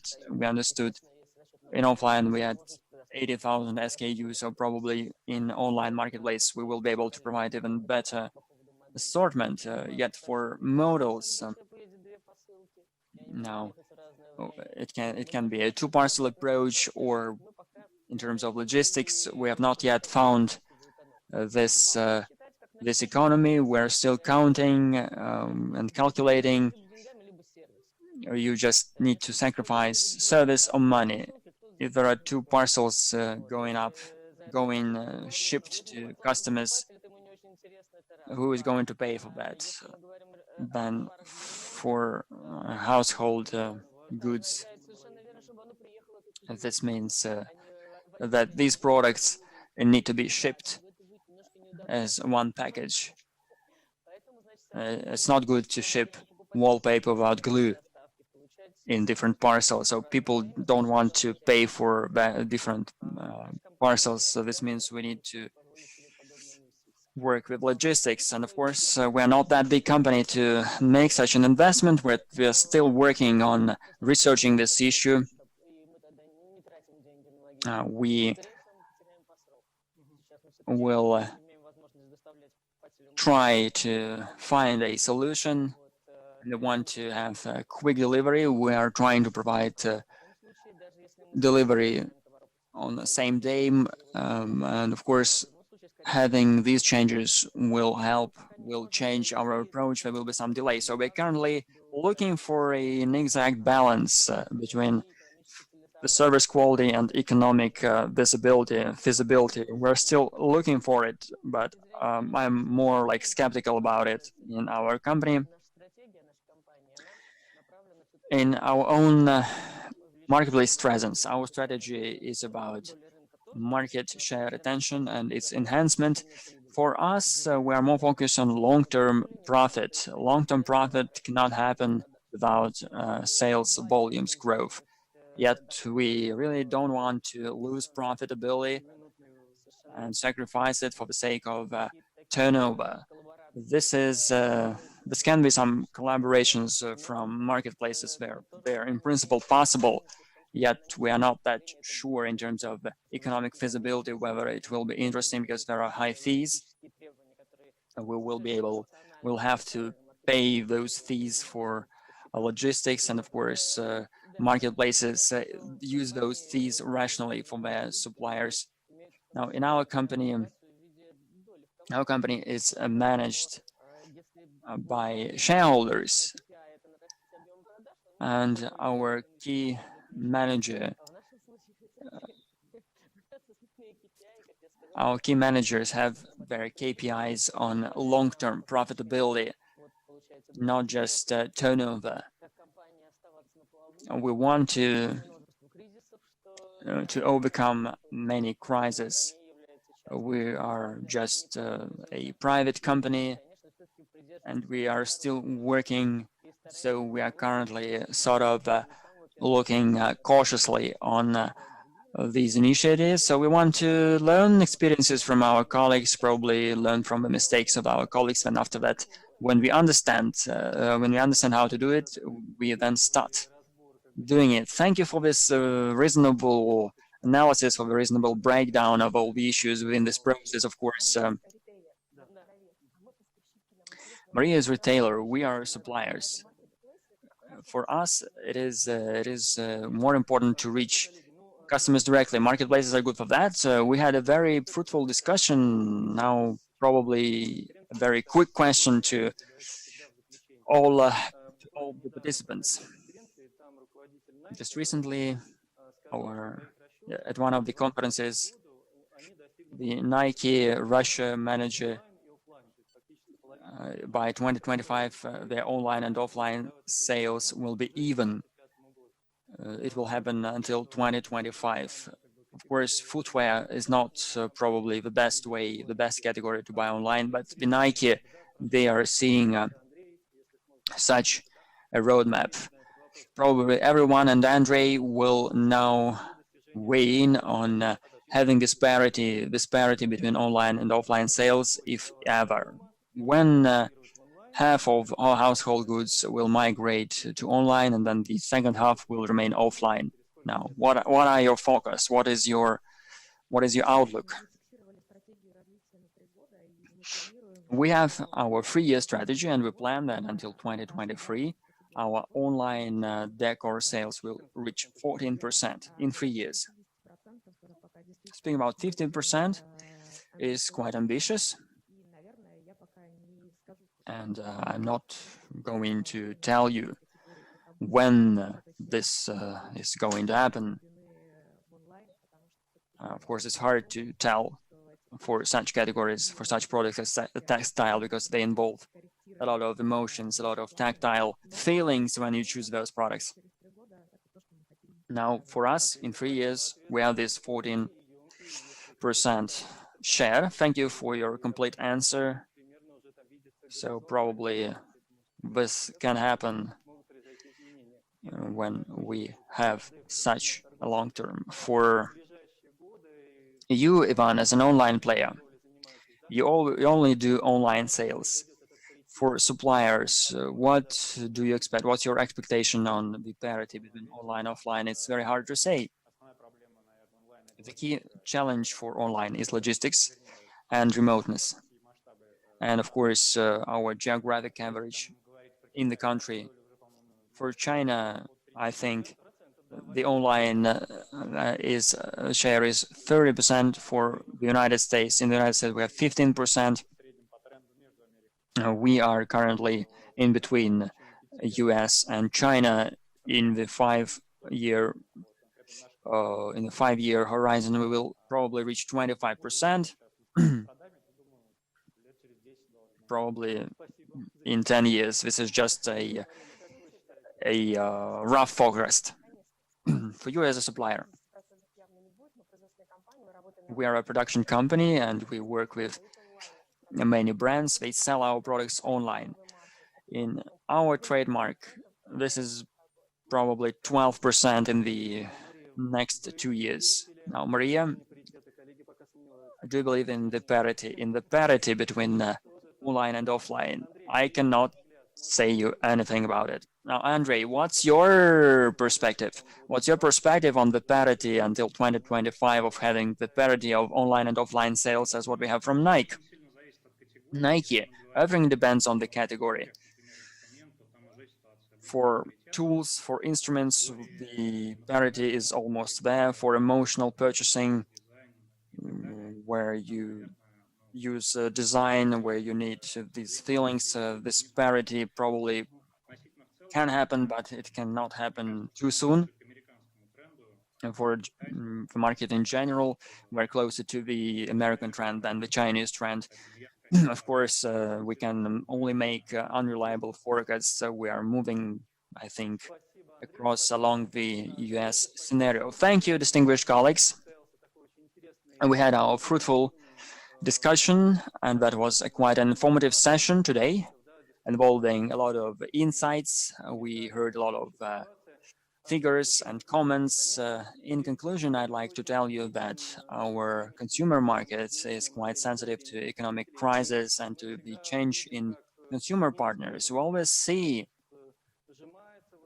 that the consumer market is squeezing always when we have negative trends. Yet despite that, our consumer market is creating some new creative, innovative models.